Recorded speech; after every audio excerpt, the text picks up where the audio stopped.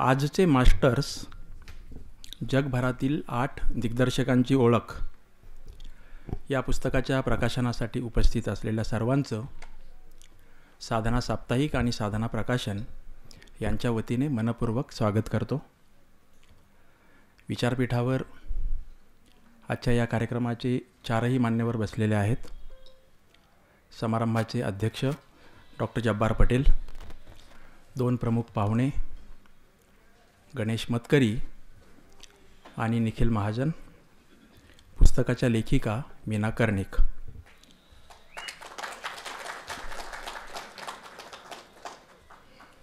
कार्यक्रमाची रूपरेषा थोडक्यात सांगतो सुरुवातीलाच. साधना साप्ताहिक आणि प्रकाशन यांच्या वतीने संपादक या नात्याने एक 5 मिनिटाचं मनोगत मी व्यक्त करेल. त्यानंतर मग लेखिकेचं मनोगत आपण एक 10 मिनिटं ऐकू. मग पुस्तकाचं प्रकाशन होईल. त्यानंतर या पुस्तकाच्या निर्मितीमध्ये ज्या काही अनेकांचा सहभाग होता त्यातल्या आमच्या 3 सहकाऱ्यांचं पुस्तकाने फूल देऊन स्वागत करू. मग गणेश मतकरी बोलतील. त्यानंतर निखिल महाजन, अध्यक्षीय समारोप डॉक्टर जब्बार पटेल. हे सर्व आपण करू. मात्र त्याआधी आपण 2 मिनिटासाठी श्रद्धांजली अर्पण करण्यासाठी उभे राहणार आहोत. सर्वांना माहीत आहे की पहलगाम इथं झालेला हल्ला, त्यामध्ये 26 भारतीय नागरिक मारले गेले, दहशतवादी हल्ला. त्यानंतर भारत आणि पाकिस्तान यांच्यामध्ये लष्करी कारवाई जी काल परवा चालू होती, त्यामध्ये काही जवान शहीद झालेत, काही नागरिक मारले गेलेत. हे एक कारण तर आहेच, परंतु विक्रम गायकवाड जे एकूणच सिनेमासृष्टीशी आणि त्यातही डॉक्टर जब्बार पटेल यांनी केलेल्या डॉक्टर आंबेडकर या सिनेमाशी त्यांचं जे स्थान निगडीत होते, त्यांचं जे काम होतं, त्यांचंही आजच सकाळी निधन झालं आहे. दोघांनाही श्रद्धांजली अर्पण करण्यासाठी उभं राहू.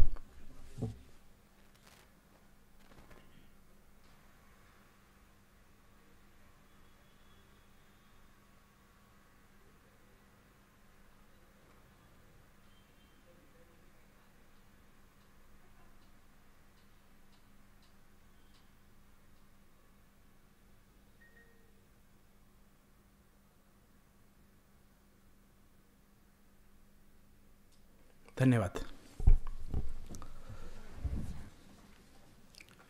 या पुस्तकाला लेखिकेचं मनोगत आहे. जब्बार पटेल यांची प्रस्तावना आहे. 8 वेगवेगळ्या देशातील 8 सिनेमा दिग्दर्शक जे मागच्या 20 ते 25 वर्षातच ज्यांचं काम आहे, अशा व्यक्तींच्यावर दीर्घ लेख आहेत. दीर्घ म्हणजे साधारणतः कमीत कमी 5000 आणि जास्तीत जास्त 10,000 शब्दांचे. या 8 पैकी 4 लेख साधना साप्ताहिकात प्रसिद्ध झाले, वेगवेगळ्या दिवाळी अंकात. 2 अक्षर दिवाळी अंकात झाले, 1 अक्षरनामावर झाला. मात्र हे सगळे मागच्या 5-6 वर्षात प्रसिद्ध झालेले लेख एकत्रित करताना तर त्याच्यावर काही प्रमाणात काम केलेलं आहेच, परंतु ते लिहित असतानाच लेखिकेची काय प्रक्रिया होती, आपण अशी एक सिरीज नव्या दिग्दर्शकांच्यावर चालवावी. खरं तर नवे म्हणणं तितकंसं योग्य नाही, आजचे दिग्दर्शक असंच योग्य ठरेल. तर ते सगळं त्यांच्या मनोगतातून येईल. जब्बार पटेल यांची प्रस्तावना वाचली तर अधिक कळेल. तिघांच्या भाषणातूनही आज आपल्याला खूप काय काय इंटरेस्टिंग मिळेल. मी जब्बार सरांना असं म्हटलं होतं की मी काय प्रास्ताविकात बोलावं असं वाटतं. आमच्या 1-2 सहकाऱ्यांना विचारलं. त्यांचं असं म्हणणं होतं की अशा प्रकारचं पुस्तक साधनेने का काढलं किंवा का काढावं असं वाटलं. अशा प्रकारचं म्हणताना सिनेमावरचं आणि साधनाची काहीतरी वेगळी इमेज, हे म्हटल्यावर मला बरोबर 12 वर्षापूर्वीचा प्रसंग आठवला. 2013ला जेव्हा भारतीय सिनेमाचं शताब्दी वर्ष होतं आणि त्यावेळी देशभरात खूप वेगवेगळे उपक्रम राबवले जात होते. आणि तेव्हा साधना साप्ताहिकाचा 15 ऑगस्टचा अंक 2013चा आम्ही सिनेमावरचा विशेषांक काढायचं ठरवलं. आणि लोक जे कोणी विचारायचे, आता आजचं नाही, आजपासून 12 वर्ष मागे, तर साधनेचा 15 ऑगस्टचा अंक सिनेमावर, 15 ऑगस्टचा, तोही साधनेचा आणि तोही सिनेमावर, अशा प्रकारच्या प्रतिक्रिया त्यावेळी खूप आल्या होत्या. मात्र त्याला मी जे नंतर उत्तर द्यायचो, थोडंसं ते दीर्घ असायचं, 2 मिनिटाचं 3 मिनिटाचं. मग मात्र लोकांचं असं उत्तर यायचं की अरे 15 ऑगस्टसाठी आणि साधनेसाठी यापेक्षा अधिक चांगली थीम, अधिक चांगला अंक असू शकत नाही. तर ते मी थोडंसं संदर्भासह सांगितलं तर मग आपला आजचा सगळा पुढचा कार्यक्रम आणि या पुस्तकाचं औचित्य हे कळणं सोपं जाईल. तर मी त्यांना असं म्हणायचो की रामचंद्र गुहा यांचं इंडिया आफ्टर गांधी नावाचं एक चांगलं 800-900 पानांचं पुस्तक आहे. त्याच्यामध्ये समारोपाचं एक प्रकरण आहे आणि गांधीजींच्या नंतरचा संपूर्ण भारत, स्वातंत्र्यानंतरचा भारत, त्याची समरी म्हणून ते शेवटचं प्रकरण आहे. आणि त्या शेवटच्या प्रकरणातही शेवटचा जो परिच्छेद आहे ना, तर तो आमची या अंकाची थीम आहे. आणि त्या शेवटच्या परिच्छेदातलं ही शेवटचं वाक्य, म्हणजे खरं सांगायचं तर त्या पुस्तकातलं शेवटचं वाक्य ही आमची त्या अंकाची थीम आहे. तर तो शेवटचा परिच्छेद मी आता गेल्या अनेक वर्षात सांगितलेला नाही, वाचून दाखवलेला नाही, पण आत्ता मी थोडासा वाचून दाखवतो.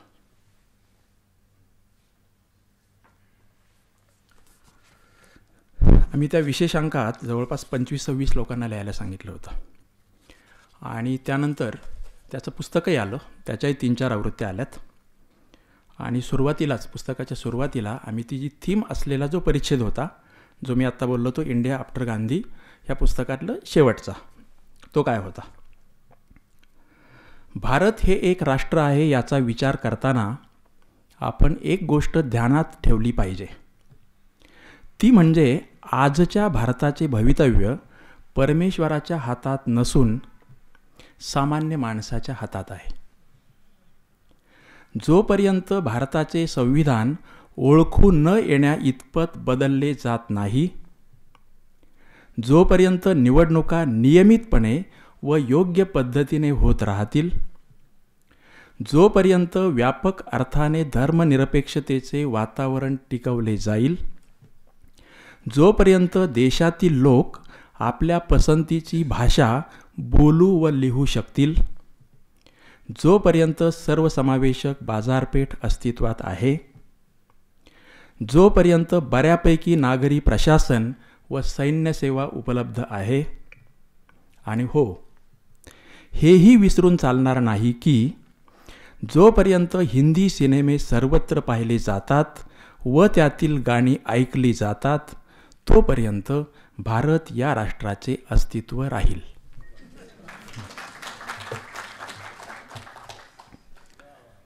तर त्यावेळी 2012ला तर मला 25 लोकांना सांगावं लागायचं ना. प्रत्येकाला फोन केला की आमचा विशेष अंक आहे आणि मला प्रभावित करून गेलेला सिनेमा या विषयावर अंक करायचा आहे आणि तुम्ही त्यात एक लेख लिहायचा आहे. तर प्रत्येकाला मला ती कॅसेट वाजवावी लागायची आणि प्रत्येक वेळी हा पॅरा मी 2दा-3दा काही वेळा तोंडी सांगितला, काही वेळा वाचून सांगितला आणि नंतर तो इतका अचूक पाठ झालेला होता की मी इथे त्या पुस्तकाच्या प्रकाशन समारंभामध्ये पुस्तक वगैरे न ठेवता जेव्हा उत्स्फूर्तपणे बोललो, तेव्हा या रांगेमध्ये एक माणूस बसला होता. तो शेवटचा असा शेजाराचा त्याला म्हणाला की हा बघत नाही, काहीतरी चूक नसेल का? तर तो म्हणाला खाली कदाचित चूक असेल, त्याच्या बोलण्यात चूक नसेल. तर हा बरोबर एक 12 वर्षानंतर आपण इथे आहोत. मुद्दा असा की त्यावेळेच्या त्या विशेष अंकाच्या संपादकीयामध्ये आणि पुस्तकाच्याही प्रास्ताविकामध्ये जो मुद्दा मांडला आहे तो नीट आपण समजून घेतला. आत्ताचं मी गुहांचं तर सांगितलंच, तर मग या प्रकारचं पुस्तक का, हा प्रश्न विचारला जाणार नाही. सामान्यतः तुम्ही सिनेमावरचे इतके लेख का छापता किंवा त्याला कव्हर स्टोरीचं स्थान का देता, अशा प्रकारचे प्रश्न अधूनमधून आम्हाला विचारले जातात. कोणत्याही, याच नाही, कोणी लिहिले असतील तरी. तर मी त्यांना खूप वरवरचं उत्तर द्यायचं असेल, फार सिरियसली घ्यायचं नसेल, तर असं सांगतो की लोक सिनेमे भरपूर पाहतात आणि लोकांना सिनेमावरचं लिहिलेलं वाचायला आवडतं, म्हणून आम्ही करतो. थोडा अधिक असं वाटलं की नाही हा थोडा डेप्थचा माणूस आहे, थोडं आणखी गंभीर उत्तर द्यावं, तर मग मी त्यांना सांगतो की कथा, कादंबरी आणि नाटक हे सगळे फॉर्म असे आहेत की साहित्याचे फॉर्म आहेत, ही अभिजात आहेत. ललित कला किंवा ललित साहित्य हा आपल्या समाज जीवनाचा कसा अविभाज्य भाग आहे. सिनेमामध्ये कथा, कादंबरी, नाट्य हे सगळं अधिक व्यापक स्वरूपात, अधिक तपशिलासह बघायला मिळतं. म्हणून आपण सिनेमाला तेवढंच महत्त्व दिलं पाहिजे. आणि त्याहीपेक्षा अधिक कोणी सिरियस असतील तर मी गुहांचा हा परिच्छेद वाचून दाखवतो. तर आपण सगळे लोक खूप सिरियस आहोत म्हणून हा परिच्छेद वाचून दाखवलेला आहे. मीना कर्णिक गेली जवळपास 35 ते 40 वर्ष लेखन करतायत, पत्रकारिता करतायत. महानगर, त्याआधी त्यांचं चंदेरी वगैरे बरंच काय काय आहे. ते मी काय आता त्यांचा परिचय सांगत नाही, पुस्तकाच्या शेवटी आपण छापलेला आहे. परंतु त्यांच्या संपूर्ण लेखनामध्ये 2 महत्त्वाचे घटक आहेत. एक, त्यांनी खूप चांगल्या पुस्तकांचे अनुवाद केलेत, महत्त्वाच्या, गंभीर, वैचारिक 5-7 तरी पुस्तकं महत्त्वाची आहेत. आणि दुसरं, त्यांनी सिनेमाविषयी खूप सातत्याने लिहिलं आहे आणि सिरियस सिनेमाविषयी लिहिलं आहे. आणि साधनामध्येही गेली मागची 10 वर्ष तरी त्या जेव्हा कुठल्या फिल्म फेस्टिवलला जातील, मग तो गोव्याचा असेल किंवा एखादा आंतरराष्ट्रीय असेल किंवा अन्य काही निमित्ताने, तर त्यांनी सिनेमावर लिहिलेला आहे. आत्ता मी उल्लेख केला तसं या पुस्तकातले अर्धे लेख तरी साधना साप्ताहिकातले आहेत. आणखी एक महत्त्वाचा भाग असा की या पुस्तकाच्या सगळे 27-28 लेख वाचल्यावर आपण जसं एक लसावी मसावी काढतो आणि एखादंच वाक्य उचलून काढा किंवा एखादं स्टेटमेंट, विधान, तर ते असं निघालं होतं. आणि 27 लोक खूप वेगवेगळ्या क्षेत्रातले होते. साहित्यातले होते, सिनेमातले होते, नाटकातले होते, विज्ञान तंत्रज्ञानातले होते. सिनेमातले म्हणतानाही दिग्दर्शक आहेत, यात काही लेखक आहेत, पटकथाकार आहेत, अभिनेते अभिनेत्री आहेत.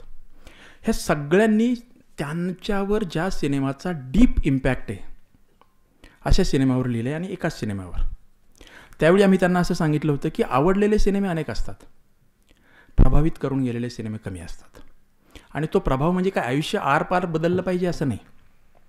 तो भले छोटा असेल पण तो खूप डीप इम्पॅक्ट असेल. कधी कोणाच्यावर भाषेचा प्रभाव असेल, कधी विशिष्ट घटनेचा असेल, मी त्याच्याही तपशिलात जात नाही. पण ह्याचा मसावी महत्तम साधारण विभाजक तो निघाला तो असा की या सर्वांच्या कलाविषयक जाणीवांमध्ये सामाजिक भानाची तीव्रता खूपच जास्त आहे. आणि आत्ता हे जे लेखक आहेत या सगळ्यांच्या कलाविषयक जाणीवांच्या मध्ये सामाजिक भानाची तीव्रता खूप जास्त आहे. आणि मग साधना साप्ताहिकाने अशा प्रकारची पुस्तकं का प्रसिद्ध करायचे यापेक्षा अशाच प्रकारची पुस्तकं जास्तीत जास्त आणायला हवीत असं त्याचं उत्तर आहे. आता माझं प्रास्ताविक थांबवतो आणि लेखिकेला बोलण्यासाठी विनंती करतो.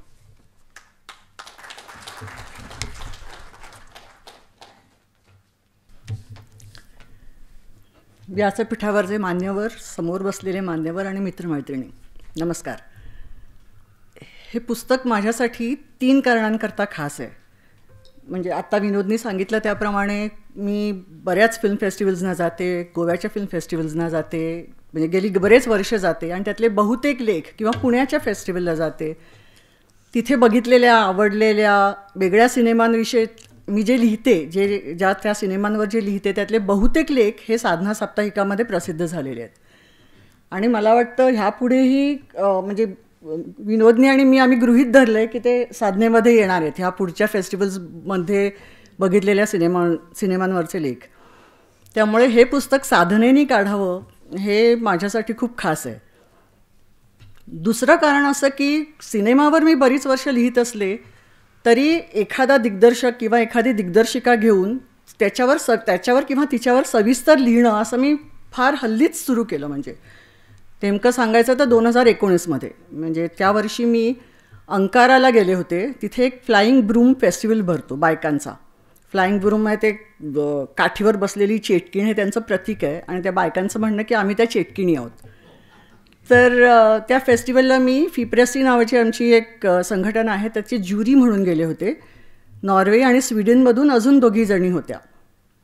आम्ही तिघींनी त्या वर्षीची मानिया अकबरी ह्या इराणच्या दिग्दर्शिकेच्या a moon for my father ह्या डॉक्युमेंटरीला पहिलं बक्षीस दिलं. त्या दिवशी म्हणजे बक्षीस समारंभ वगैरे झाला. त्याच्यानंतर आम्ही रात्री हॉटेलच्या लॉबीमध्ये गप्पा मारत बसलो होतो आणि मानिया तिच्याविषयी बोलत होती.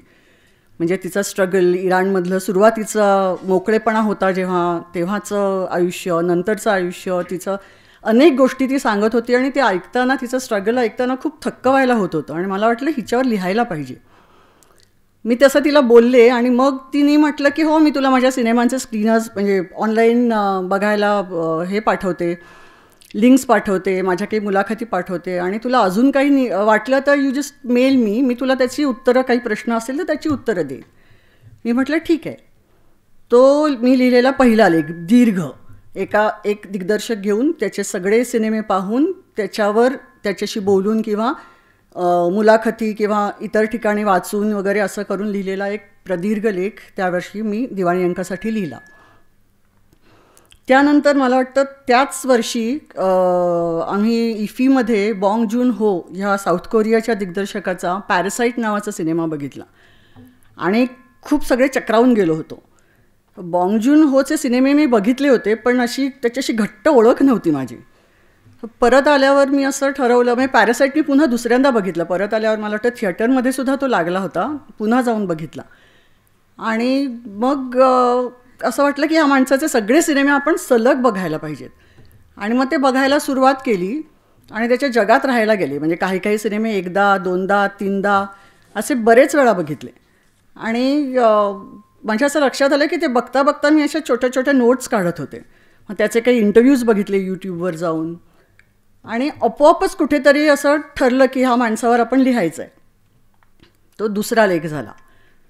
म्हणजे मी त्या अर्थाने मी समीक्षक आहे असं मला वाटत नाही, कारण मी बेसिकली पत्रकार आहे आणि त्याच्यामुळे कुठलाही विषय असो, फक्त सिनेमा असं नाही, कुठलाही विषय असो, तो विषय आणि वाचक ह्यांच्यामधला ब्रिज आपण आहोत असं एक डोक्यात पक्कं असतं. तर सिनेमाविषयी लिहिताना सुद्धा तोच फोकस होता माझा. म्हणजे आपण बघितलेला सिनेमा आहे, तो आपल्याला आवडला आहे, हा दिग्दर्शक आहे, त्याच्याबद्दल सांगायला पाहिजे असं सतत वाटतं. म्हणजे अजून म्हणजे कायम मला घरीसुद्धा एखादा चांगला सिनेमा बघितला की त्याच्याविषयी बडबड करायला, त्याच्याबद्दल सगळ्यांना, आजूबाजूच्या सगळ्यांना सांगायला म्हणजे होतंच माझं ते आणि मग आपोआप लिहायला होतं. तर तेव्हा मला असं म्हणजे कधीतरी म्हणजे विम वेंडर्सच्या परफेक्ट डेज विषयीमध्ये खूप कौतुक चाललं होतं. तर मग मी सगळ्यांना सांगितलं की नाही त्याचे मूव्हीवर त्याचे जुने सिनेमे आहेत, ताबडतोब बघा आणि खूप जणांना बघायला लावले होते ते सिनेमे. त्याच्यानंतर म्हणजे कुठच्याही एखाद्या OTT प्लॅटफॉर्मवर कुठला सिनेमा आहे आवडला तर तो आवर्जून लोकांनी बघावा, म्हणजे माझ्या आजूबाजूच्या सगळ्यांनी बघावा असा माझा एक फार आग्रह असतो. आणि मग असं वाटतं की आपण जे सिनेमे पाहतो म्हणजे त्याच्यामुळे आपल्याला जे मिळतं ते आपण शेअर करायला पाहिजे. म्हणजे आपली दृष्टी बदलते किंवा आपल्याला जे काही वाटतं, जे भावतं ते आपण शेअर करायला पाहिजे. एक अरब सिनेमा सेंटर नावाची संघटना आहे. ते दरवर्षी जगभरातल्या समीक्षकांना एका ऑनलाईन प्लॅटफॉर्मचं हे देतात, ॲक्सेस देतात आणि तिथे अरब सिनेमे आम्ही बघतो. गेली 5 वर्ष मी क्रिटिक्स अवॉर्ड फॉर अरब फिल्म्ससाठी हे काम करते आहे. तर ते सिनेमे बघताना म्हणजे पॅलेस्टाईनचे सिनेमे, लेबनॉन, इजिप्त हे सिनेमे बघताना असं वाटतं की खूप वेगळी सेन्सिबिलिटीचे सिनेमे आपण पाहतो आहे. यातले बरेच सिनेमे हे युरोपियन कोलॅबोरेशनमध्ये केलेले असतात, पण तरीसुद्धा त्यांचं म्हणणं वेगळं असतं, त्यांची दृष्टी वेगळी असते. आत्ता माझं सध्या तेच काम चालू आहे. 2 उदाहरणं देते. एक 15 मिनिटाची शॉर्ट फिल्म आहे. एक 6 वर्षाची मुलगी आणि तिची आई गेली आहे नुकतीच. ती आणि तिचे वडील ऑक्युपाईड पॅलेस्टाईनमध्ये राहत आहेत आणि ती इतकी ऑब्सेस्ड आहे, काहीतरी भयंकर घडतं आहे, आजूबाजूला सगळं जे घडतं आहे त्याच्यामुळे, की वडिलांनी कोणाशीही बोलून फोन खाली ठेवला की ती 6 वर्षाची मुलगी त्यांना विचारते हू डाईड. तर हे भयंकर वाटतं बघताना आणि असं वाटतं की बापरे हे काय बघतोय आपण. किंवा आणखीन एक छोटीशी गोष्ट आहे. बैरूतमधली एक 15-16 वर्षाची मुलगी आहे. शाळेतल्या मैत्रिणीबरोबर त्या दोघी त्यांच्या बॉयफ्रेंड्सबरोबर बाहेर गेल्यात आईला न सांगता आणि आज आपण आपल्या बॉयफ्रेंडला किस करणार आहोत ह्याचं तिला खूप असं भारी वाटतंय. आजूबाजूला अशांतता आहेच आणि ते किस करतात आणि बॉम्बस्फोट होतो कुठेतरी आणि खूप गोंधळ उडतो आणि बरंच काय काय घडतं. ती घरी येते, आईला सॉरी म्हणते की मी तुला न सांगता हे केलं वगैरे वगैरे वगैरे. रात्री झोपताना बंक बेड्स आहेत, वरती तिची बहीण आहे आणि खाली ती आहे. आणि झोपताना फक्त ती आपल्या बहिणीला म्हणते, I kissed a boy today.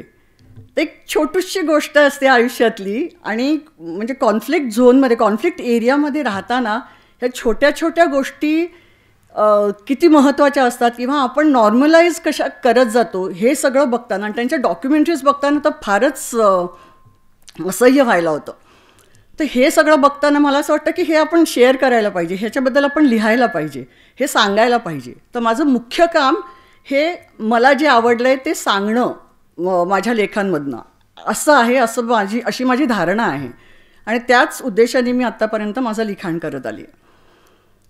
Manyavar लिहून झालं, बॉंग जून होवर लिहून झालं आणि मग तेव्हा असं वाटलं की आता आपण जरा जाणीवपूर्वक काही दिग्दर्शकांवर लिहूया. पुन्हा या दिग्दर्शकांची निवड कशी करायची असा प्रश्न मनात आला नाही, कारण पत्रकार असल्यामुळे ते सुद्धा काम तसं सोपं झालं होतं.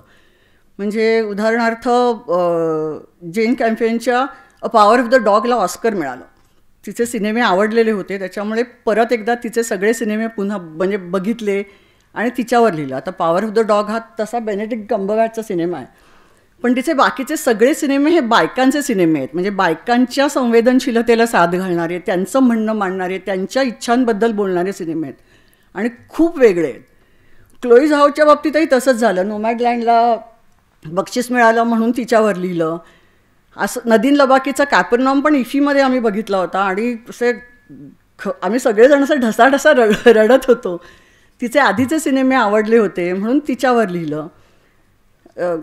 कोरिडा हा माझा लाडका दिग्दर्शक आहे. म्हणजे कुटुंब हा एक विषय घेऊन त्या माणसाने इतक्या बाजूनी त्याचा विचार करून सिनेमे केले आहेत की असं वाटतं बाप रे काय, म्हणजे फारच वेगवेगळ्या पद्धतीने तो कुटुंबाविषयी बोलतो. आणि मग मध्येच द थर्ड मर्डर किंवा आफ्टर लाईफसारखा सिनेमा येतो. आणि Jafar Panahi is an all time favourite. म्हणजे मला असं वाटतं की इराणसारख्या देशात राहून तिथल्या समाज व्यवस्थेवर भाष्य करत राहणारे सिनेमे सतत करायचे ह्याच्यासाठी प्रचंड धैर्य लागतं. आणि हा माणूस ते गेली कित्येक वर्ष दाखवतो आहे. पुन्हा तो देश सोडून जायलाही तयार नाही आहे. म्हणजे अनेक इराणी दिग्दर्शक देश सोडून गेले आहेत, युरोपात राहत आहेत, आपल्याला हवा तसा सिनेमा करतायत. पण जाफर पनाही अजूनही तिथेच आपल्याच देशात राहून ते सिनेमे करतोय. हाऊस अरेस्ट भोगतोय, प्रत्यक्ष तुरुंगवास त्यांनी भोगलेला आहे. गेली कित्येक वर्ष त्यांना देश सोडायची बंदी होती. गेल्या वर्षी मला वाटतं त्यांना ती परवानगी मिळाली होती. तर अनेकांना असं वाटलं की आता हा माणूस गेला एकदा देशाबाहेर की आता काही तो परत येणार नाही. पण तसं नाही घडलं. ते आले परत आणि नवीन सिनेमा करायला सुरुवात केली. तर ह्या माणसाविषयी फार प्रेम आहे. त्याच्यामुळे अशा प्रकारे हे दिग्दर्शक निवडले गेले. दुसरा ह्यांच्यातला एक साधारण समान धागा म्हणजे मला वाटतं की हे सगळे दिग्दर्शक आजही कार्यरत आहेत. त्याच्यामुळेच मला वाटतं त्यांना आपण आजचे मास्टर्स असं म्हटलं आहे. म्हणजे रे असतील, घटक असतील, हे जुने मास्टर्स असतील, मृणाल सेन असतील, अदूर गोपालकृष्णन असतील, बर्गमन असेल, हे जगभरातले मास्टर्स आहेत. त्यांच्याविषयी फिल्म स्कूल्समध्ये शिकवलं जातं, त्यांच्याविषयी बोललं जातं, लिहिलं जातं. मला वाटतं हे आजचे मास्टर्स आहेत, तर त्यांच्याबद्दल आपण लिहायला पाहिजे असं एक माझ्या मनात होतं. ह्या पुस्तकाचं खास म्हणजे हे पुस्तक माझ्यासाठी खास असण्याचं तिसरं कारण म्हणजे याची प्रस्तावना. अशा प्रकारे लेख लिहून झाल्यानंतर ह्याचं पुस्तक करावं असं विचार जेव्हा डोक्यात आला तेव्हा डॉक्टरांनी त्याची प्रस्तावना लिहावी असं मला वाटलं होतं. म्हणजे विनोदबरोबर बोलणं चालू असताना पुस्तकाविषयी आपण काय करायचं, कसं करायचं, तेव्हाही हा विचार होता. पण डायरेक्ट डॉक्टरांना विचारायचा असा धीर होत नव्हता म्हणा किंवा विचारलं जात गेलं नव्हतं. खूप दिवसांनी मी त्यांना विचारलं आणि त्यांनी ताबडतोब नकार दिला. म्हणाले नाहीच लिहिणार, तर दुसरं कोणीतरी योग्य माणूस बघ. मग हे सुचवलं, नाव सुचवलं. मी म्हटलं नाही, मला तुम्हीच लिहायला पाहिजेत. मी फारच मागे लागले असावे बहुतेक, कारण शेवटी ते कंटाळून हो म्हणाले. पण एकदा होकार दिल्यानंतर त्यांनी हे सगळे सिनेमे बघितलेले होते, पण तरीसुद्धा माझ्याकडे जेवढे सिनेमे उपलब्ध होते तेवढे सगळे त्यांनी पेनड्राईव्हवर मागून घेतले ह्या दिग्दर्शकांचे. ते बघितले, त्याच्याविषयी आमच्या गप्पा होत होत्या.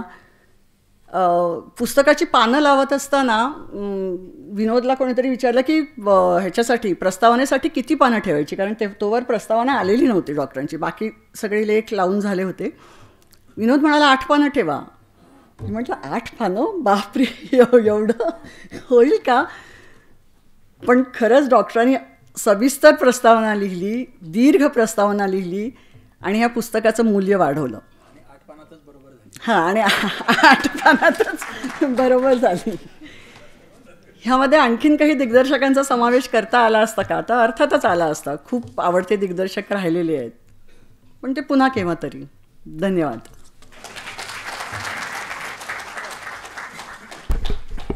प्रकाशकाचं मनोगत ऐकलत, लेखिकेचं मनोगत ऐकलत. आता आपण तीनही पाहुण्यांचं फूल आणि एक पुस्तक भेट देऊन स्वागत करू आणि अर्थातच लेखिकेचंही.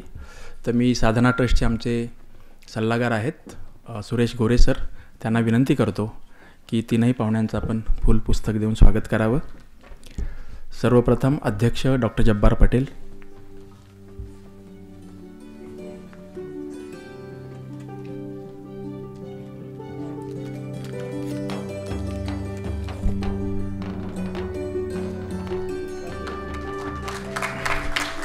त्यानंतर गणेश मतकरी.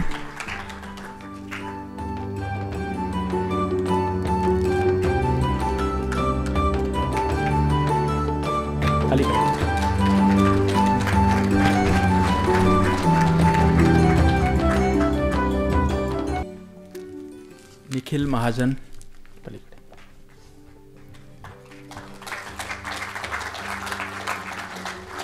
आणि लेखिका मीना कर्णिक.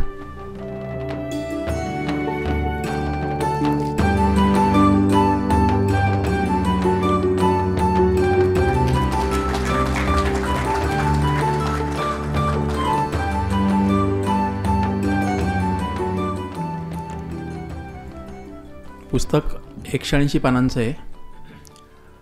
डबल क्राऊन आकारातलं आहे, म्हणजे आपल्या मासिकाचा आकार असं म्हणतो. याचं कारण पुस्तकामध्ये जास्तीत जास्त छायाचित्र वापरता यावीत, दिग्दर्शकांची स्वतःचे फोटोग्राफ्स आणि अर्थातच त्यांच्या सिनेमातले काही चित्र किंवा छायाचित्र. तर त्यासाठी तो मोठा आकार घेतला. 250 पानं आहेत. आतमध्ये 8 पानं तर रंगीत छायाचित्र आहेतच. त्या व्यतिरिक्त पूर्ण 8ही दीर्घलेखांना प्रत्येकी 8-10 अशा प्रमाणात ती फोटो आहेत. आणि अर्थातच सिनेमावरचं पुस्तक आणि ते नसतील तर त्याला काही अर्थ नव्हता. तर अतिशय आकर्षक वाचनीय पुस्तक झालं आहे. बघण्यासाठी पण पहिल्यांदा नजरेखालून घालावं. मुखपृष्ठ आमचे गिरीश सहस्रबुद्धे आहेत, त्यांनी खूप चांगल्या प्रकारे केलं आहे. लेआउट, मांडणी, सजावट सगळं उत्तम झालं आहे. जब्बार पटेल यांची प्रस्तावना आहे. तर अशा या पुस्तकाचं प्रकाशन आता डॉक्टर जब्बार पटेल यांनीच करावं अशी मी त्यांना विनंती करतो.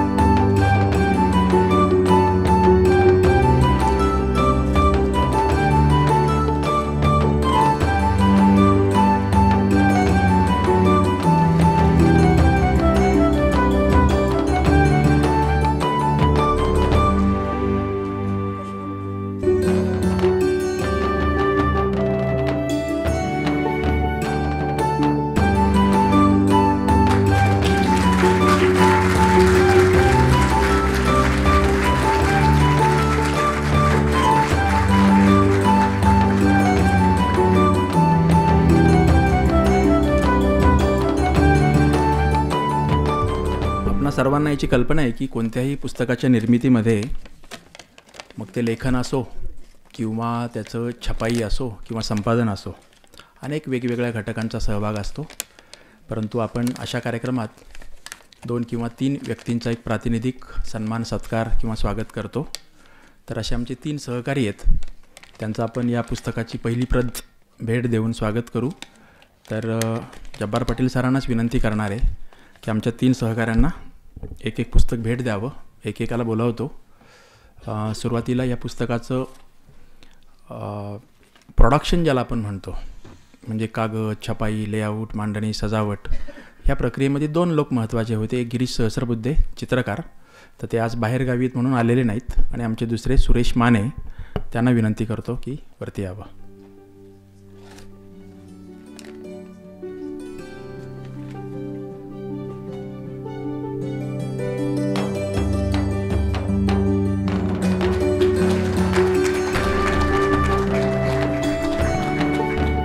यानंतर आरती सुमित. आरती ही आमची संपादकीय विभागातली सहकारी आहे. तिने या पुस्तकाचं प्रूफिंग आणि अर्थातच सगळ्या लेआउट, मांडणी ह्या प्रक्रियेत चित्रकार आणि लेखिका आणि आमचे प्रोडक्शन मॅनेजर यांच्याशी समन्वय साधण्याचं काम तिचं होतं.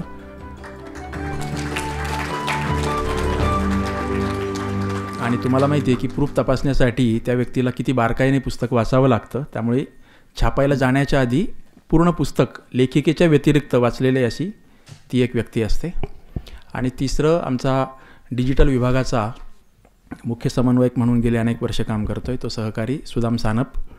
तो साधनाच्या ह्या कार्यक्रमाच्या संयोजनापासून तर या पुस्तकाचं प्रमोशन वेगवेगळ्या माध्यमातून करणं यासाठी त्याचा महत्त्वाचा सहभाग होता.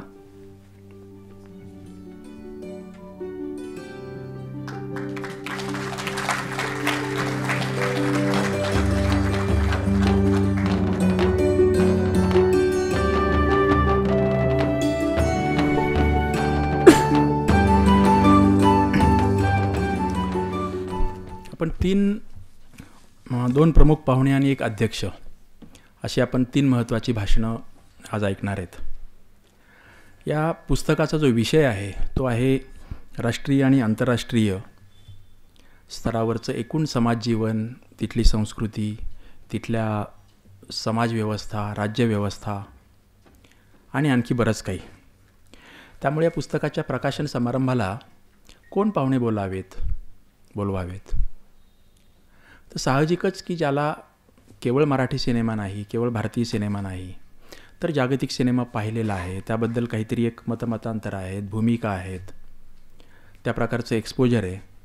त्यामुळे आम्ही बरीच नावं समोर होती, परंतु काही एक विचार करून शक्यतो दोन्ही पाहुणे थोडे अलीकडच्या पिढीचे असावेत, त्यातला एक दिग्दर्शक असावा, एक कोणीतरी समीक्षक असावा, असं आमचं मत बनलं. आणि त्यातून मग गणेश मतकरी, ज्यांना तुम्ही बहुतेक सर्व लोक त्यांच्या सिनेमाविषयीचे त्यांचे लेख काही दैनिकातून वाचले असतील, जास्त करून नियतकालिकातून वाचले असतील, दिवाळ्यांकातून वाचले असतील, आणि अर्थातच पुस्तकंही. त्यातली 3-4 पुस्तकं तर त्यांची खूपच महत्त्वाची आहेत. आणि मला आठवतं एक साधारणतः 10 ते 12 वर्षापूर्वी फिल्म मेकर्स नावाचं त्यांचं जे पुस्तक आलं होतं ते खरं तर अशाच दिग्दर्शकांच्यावरच आहे. किंवा 3-4 वर्षापूर्वी साहित्य आणि संस्कृती मंडळाकडून जे आलेलं पुस्तक आहे चित्रपट प्रवाहांचा इतिहास, 600-650 पानांचं पुस्तक आहे. आणि तो जागतिक आणि भारतीय दोन्ही स्तरावर चित्रपटांचे काय प्रवाह आहेत. आणि या व्यतिरिक्तही त्यांची आणखी पुस्तकं आहेतच, लेख आहेत. विशेषतः सिनेमॅटिक आणि सिनेमास्केप अशी 1-2 पुस्तकं. तर ह्या 4पैकी 3 पुस्तकं मॅजिस्टिकने केलेली आहेत, एक साहित्य संस्कृती मंडळाने केलेलं आहे. त्या पुस्तकाची नुसत्या अनुक्रमणिकेवर जरी नजर टाकली तरीही त्यांचं एकूण स्थान काय आहे सिनेमाच्या क्षेत्रातलं हे लक्षात येईल. मीनाताई मगाशी त्यांच्या मनोगतात म्हणाल्या की मी पत्रकार आहे, मी समीक्षक नाही आहे, परंतु गणेश मतकरी हे मात्र समीक्षक आहेत. त्यांनी आता बोलावं.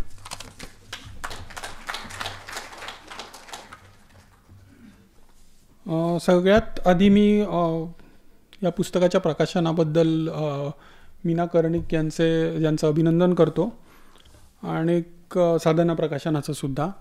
आणि मला असं वाटतं की मगाशी जे मीना कर्णिकांना मी अरे तुरे करून मीनाच म्हणणार आहे, कारण माझी तिची खूप म्हणजे फार जुनी ओळख आहे, मी लहान असल्यापासूनची. तर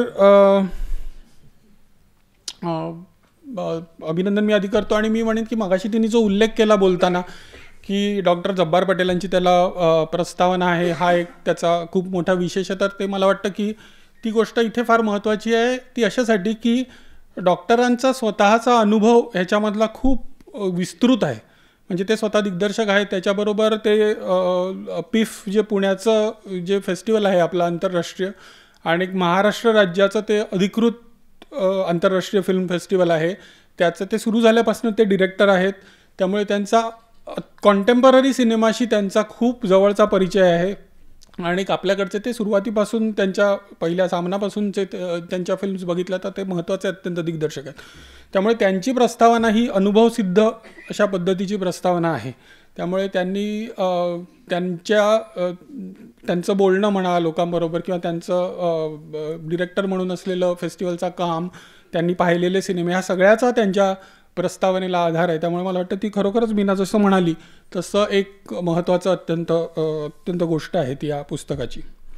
तिने दुसरं मग अशी म्हटलं की जे ती समीक्षक नाही आणि ती पत्रकार आहे, हे जे तिने म्हटलं, तर मला असं वाटतं की आपल्याकडच्या केसमध्ये ती पत्रकार असणं हे थोडंसं ॲडव्हान्टेजस आहे. कारण आपल्याकडे बऱ्याचदा समीक्षा ही एकतर पुस्तकी पद्धतीने केली जाते किंवा ती अशी सेल्फ इंडल्जंट असते. म्हणजे त्याच्यात आपल्याला केवळ आपल्याला जे मत झालं, आणि आता तर ते सोशल मीडियामुळे आणखीन भरकटत चाललेली आहे समीक्षेची एकूण परिस्थिती. कारण त्याच्यात आपल्याला जे वाटलं त्याच्या पलीकडे काही असूच शकत नाही त्या सिनेमाचा अर्थ, अशा पद्धतीचा एक ॲटिट्यूड आपल्याला दिसतो याच्यामध्ये समीक्षांमध्ये. आणि ज्या वृत्तसमीक्षा असतात त्या तर केवळ परिचयात्मक तर त्या पहिल्यापासूनच होत्या, पण आता त्या अधिकाधिक उथळ अशा पद्धतीच्या होत चाललेल्या आहेत. तर त्याच्यामुळे समीक्षक म्हणणं म्हणजे समीक्षक असं आपण कोट्समध्ये म्हटलं तर त्याच्यापेक्षा मला वाटतं पत्रकार असण्याचा तिचा अनुभव, आणि पत्रकार ती म्हणत असली तरीसुद्धा तिचा जो बाकीचं तिने गोष्टी सांगितल्या, म्हणजे फिप्रेसीचा याच्यामध्ये तिचं असणं, ज्युरी म्हणून जाणं वेगवेगळ्या ठिकाणी, अनेक फेस्टिवल्स अटेंड करणं, त्याच्याबरोबर नुसती ती अटेंड करणं नाही तर त्या लोकांची दिग्दर्शकांची बोलणं, ह्या सगळ्या गोष्टींचा जो एकूण तिच्या अनुभवाचा भाग आहे. त्यामुळे तिचं पत्रकाराच्या पलीकडे आणि समीक्षक असण्याच्या सुद्धा पलीकडे अशा पद्धतीचा तिचं लेखन त्याच्यामधून येतं. तर त्याच्यामुळे मला वाटतं की हे खूप तिच्या लेखनासाठी ही गोष्ट फार महत्त्वाची आणि सिग्निफिकंट अशा पद्धतीची आहे. मी मगाशी म्हटलं की माझी मीनाशी खूप जुनी ओळख आहे. ती इतकी जुनी म्हणजे अलबत्या नाटक आम्ही जेव्हा करायचो, म्हणजे मी तेव्हा अगदी 2-3 वर्षाचा असेल तेव्हा ती त्याच्यात काम करायची बालनाट्याच्या नाटकामध्ये. तर त्याच्यामुळे तेव्हापासून जे आमची ओळख आहे. आणि त्यानंतरची माझी जेव्हा मी लिहायला लागलो त्याच्यामध्ये मुळात आधी वागळे कुटुंबाचाच सगळ्या खूप मोठा हात आहे. कारण महानगरमध्ये मला आधी निखिल वागळेंनी लिहायला सांगितलं आणि मी त्यांच्याकडे पाश्चात्य चित्रपटांची समीक्षा पेपरमध्ये लिहायला लागलो महानगरमध्ये. आणि त्यानंतर ज्या वर्षी ते लिहायला लागलो त्याच वर्षीच्या दिवाळी अंकामध्ये मला मीनाने दीर्घलेख लिहिण्यासाठी विचारलं आणि टायटॅनिक त्या वर्षी आला होता, साधारण 97ची, म्हणजे इतकी जुनी ती गोष्ट आहे आता. तर तेव्हा मी पहिल्यांदा मोठा दीर्घलेख लिहिला आणि तो मगाशी फिल्म मेकर्स पुस्तकाचा त्यांनी उल्लेख केला, त्याच्यामध्ये तो लेख आहे. तर त्यामुळे एकूणच मी तोपर्यंत माझा लिहिण्याचा काही विचार नव्हता. आणि मी आर्किटेक्ट आहे, म्हणजे बाय एज्युकेशन मी ट्रेनिंग म्हणून माझं आर्किटेक्चरमधलं झालेलं आहे. तिथून मी लिहिण्याकडे वळणं याच्यासाठी पहिल्यांदा कारणीभूत बागळे कुटुंब दोघंही जणं त्याच्यामधले झालेले आहेत. आता तिच्याबरोबर मीनाबरोबर माझं काम जे आहे ते बरंच पुढे चालू राहिलं. म्हणजे ती संपादक म्हणून ती होती चंदेरीची आधी, म्हणजे पहिला लेख तिने विचारला होता चंदेरीसाठी विचारला होता. चंदेरीमध्ये मी लेख लिहिले, अक्षरमध्ये लिहिले. चौकटी बाहेरचा सिनेमा नावाचं महानगरमध्ये माझं सदर होतं, त्याचं प्रकाशन अक्षर प्रकाशनातर्फे झालं. त्याच्यात तिने संपादन केलं होतं. त्याच्या डिझाईनमध्ये पुस्तकाच्या तिचा बराच समावेश होता. त्यामुळे बरेच वर्षांचं आमचं असं वेगवेगळ्या स्तरावरचं काम आम्ही एकत्रितपणे केलेलं आहे. त्यामुळे माझं तिच्याबरोबरचं बोलणं आणि चर्चा आणि त्याच्याबरोबर ती काय बघते काय लिहिते ह्या सगळ्याशी सुद्धा माझा अनेक वर्षांचा परिचय आहे. त्यामुळे मला हे सगळं तिचा हा जो सगळा अनुभव आहे की एक संपादक म्हणून असणं किंवा तिचं ज्युरीवर असणं किंवा तिचं वेगवेगळ्या पद्धतीचं लेखन, ह्या सगळ्याचा एकूण तिच्या लिहिण्यामध्ये हे सगळं उतरलेलं आहे. त्यामुळे मला वाटतं तिचं लेखन हे खूप इतरांपेक्षा वेगळ्या पद्धतीचं झालेलं आहे. एक म्हणजे आता पुस्तकाबद्दल बोलायचं तर आजचे मास्टर्स हे पुस्तक वर्ल्ड सिनेमाचं आहे असं पण थोडक्यात म्हणू शकतो. आता वर्ल्ड सिनेमा म्हणजे काय, तर आपण त्याच्या अनुक्रमणिका जर त्याची बघितली तर आपल्याला दिसतं की ते वेगवेगळ्या देशांमधचे प्रतिनिधी त्याच्यामध्ये आहेत. इराणचं कोणी असेल, न्यूझीलंडचं कोणी असेल, जपानचं कोणी असेल. तर केवळ हे वेगवेगळे देश त्याच्यात रिप्रेझेंट होतात म्हणून ते वर्ल्ड सिनेमाचं आहे असा त्याचा अर्थ नाही. कारण केवळ वेगवेगळ्या देशांचे दिग्दर्शक असले तर ते त्यांचा सिनेमा वर्ल्ड सिनेमा म्हणून म्हटला जावा असं नाही. तर वर्ल्ड सिनेमाची एक जर आपण मूलभूत स्वरूपाची व्याख्या करायची असं म्हटलं तर काय अर्थ होईल वर्ल्ड सिनेमाचा किंवा जागतिक सिनेमाचा. तर त्याच्यामध्ये असं वाटतं की असा सिनेमा ज्याच्यामध्ये काहीतरी एक वैश्विक पद्धतीचा आशय असेल आणि तो जगामधला कुठल्याही प्रेक्षकाला तो सिनेमा पाहिल्यावरती त्याच्यापर्यंत तो सिनेमा पोचू शकेल कुठल्या ना कुठल्या पातळीवर. आणि अशा सिनेमांचे बहुतेक वेळा तपशील असतात ते खूप प्रांतीय असतात. म्हणजे ते विशिष्ट भागामध्ये केलेले असतात. आणि म्हणजे आपण असं म्हणू की मायक्रो आणि मॅक्रो ह्या टर्म्स आपण बघितल्या तर मायक्रो पद्धतीचे तपशील असतात. म्हणजे एखाद्या छोट्या जागी घडणारी घटना असते, कथा असते आणि त्याच्यातून जे सांगितलं जातं ते मात्र वैश्विक अशा पद्धतीचं असतं. याच्याकडचं आपलं एक जुनं क्लासिक उदाहरण घ्यायचं तर आपण पथेर पंचालीसारखा सिनेमा घेऊ शकतो सत्यजित रे यांचा, की ज्याच्यामध्ये बंगालमधल्या एका छोट्याशा गावामधली कथा आहे. पण मधला जो आशय आहे तो कॅन फेस्टिवलमध्ये त्याला बेस्ट ह्युमन डॉक्युमेंट पुरस्कार मिळेपर्यंत त्यातला आशय वैश्विक होता. म्हणजे तो कॅनला झाला, न्यूयॉर्कला झाला, वेगवेगळ्या ठिकाणच्या प्रेक्षकांनी हा सिनेमा पाहिला आणि त्यांना तो सारख्याच पद्धतीने त्यांना तो स्पर्श करून गेला. तर अशा पद्धतीचा जो सिनेमा असतो. आता मीनाच्या पुस्तकामधलं यातलं उदाहरण बघायचं तर तिने जो मगाशी उल्लेख केला बॉंग जून होचा, तर बॉंग जून होचा पॅरासाईट ही जी फिल्म होती तर ती एक प्रकारे वर्गसंघर्षाबद्दलची फिल्म आहे. आणि त्याच्यामधले जे सगळे तपशील आहेत ते तिकडचा जो अपर क्लास कोरियामधला जो आहे तो आणि त्यांच्याकडे काम करण्यासाठी आलेलं वेगवेगळ्या मार्गाने त्यांना फसवून आलेलं कुटुंब अशा पद्धतीची ती गोष्ट आहे. पण तरीसुद्धा त्याच्यामध्ये जे प्रतिकात्मक पद्धतीने त्याच्यामधलं जे वर्गसंघर्षाचं उदाहरण त्याच्यामध्ये येतं हे उदाहरण आपल्याला आपल्या देशात सुद्धा आपल्याला त्या पद्धतीचा वर्गसंघर्ष सापडतो किंवा अमेरिकेमधल्या प्रेक्षकाला सुद्धा तो त्याच पद्धतीने आवडू शकतो. बॉंग जून होच्या पॅरासाईटनी एक मोठा विक्रम केला होता. तो म्हणजे ऑस्कर पुरस्कारामध्ये पहिल्यांदाच तो असा सिनेमा ठरला की ज्यांनी सर्वोत्कृष्ट चित्रपटाचं आणि सर्वोत्कृष्ट आंतरराष्ट्रीय चित्रपटाचं अशी दोन्ही पारितोषिकं त्यांनी मिळवली. तर त्यामुळे हे एक ऑस्करच्या इतिहासामध्ये हे पहिल्यांदाच तेव्हा घडलं होतं. त्यामुळे हा एक आंतरराष्ट्रीय महत्त्वाचा सिनेमा आहे. आणि त्याच्याबद्दल मला वाटतं असं स्वतंत्रपणे अनेकांनी पॅरासाईटबद्दल, मी सुद्धा लिहिलेलं आहे पॅरासाईटबद्दल, अनेक लोकांनी त्याच्याबद्दल लिहिलेलं आहे तेव्हा. पण तरीसुद्धा केवळ पॅरासाईटबद्दल न लिहिता त्याच्यामधला मीनाने केलेला अभ्यास आहे तो त्या अर्थात सगळ्या बॉंग जून होच्या सगळ्या एकूण करिअरचा अभ्यास आहे.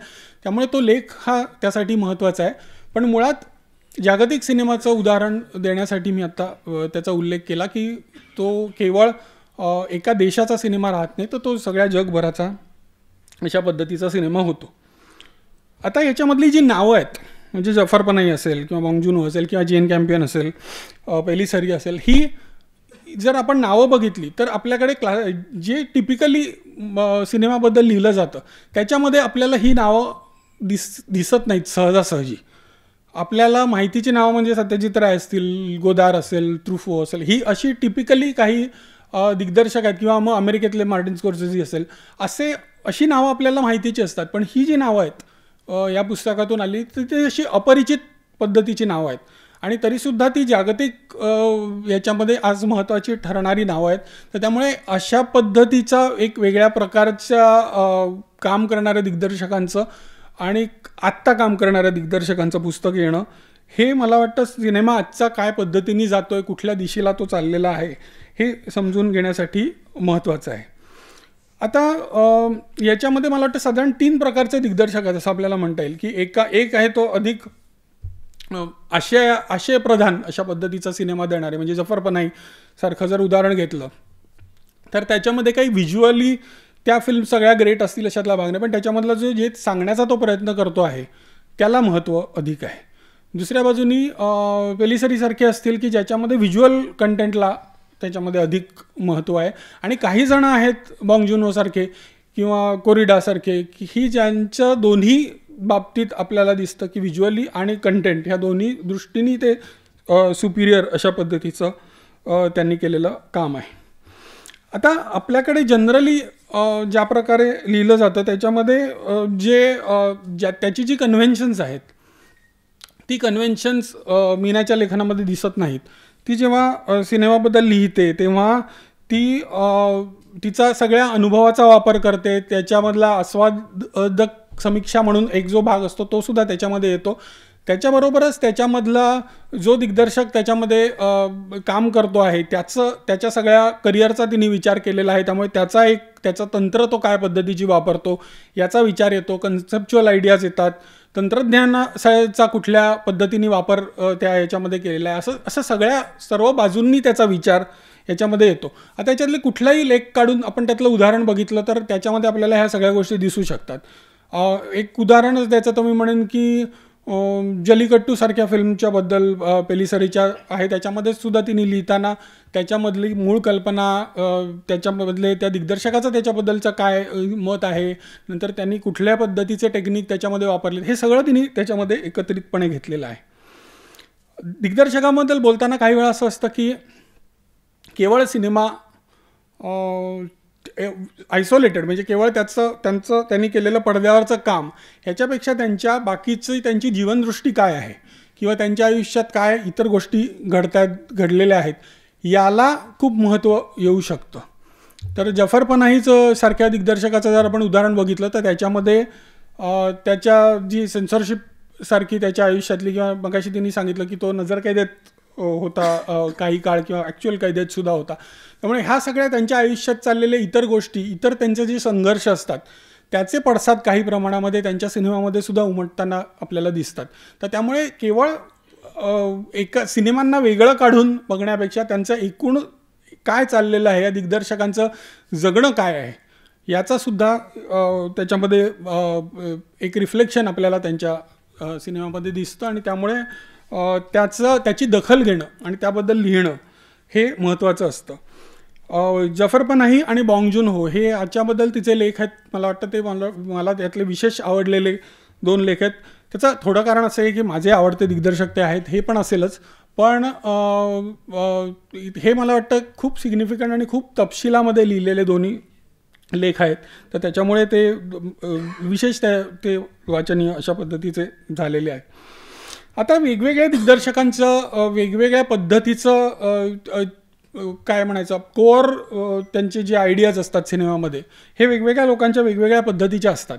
म्हणजे सेन्सॉरशिपसारखी जी पनाहीच्या याच्यामधली आहे त्याचं तिने उदाहरण देताना एक छान दिलं आहे सुरुवातीला.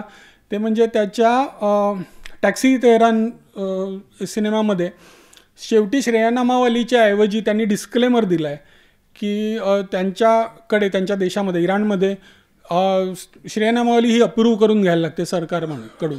तर त्यामुळे त्यांनी ती न देता तिथे सगळ्यांना थँक्स म्हटलेले आहेत पण श्रेया नमावाली दिलेली नाही शेवटी. तर त्यामुळे हे इथूनच त्याच्या पहिला मुद्दा जो येतो हा लेखामध्ये तिथपासूनच त्याच्या एक आपल्याला समजतं की काय मुद्द्यावरती हे लेख जाणार आहेत.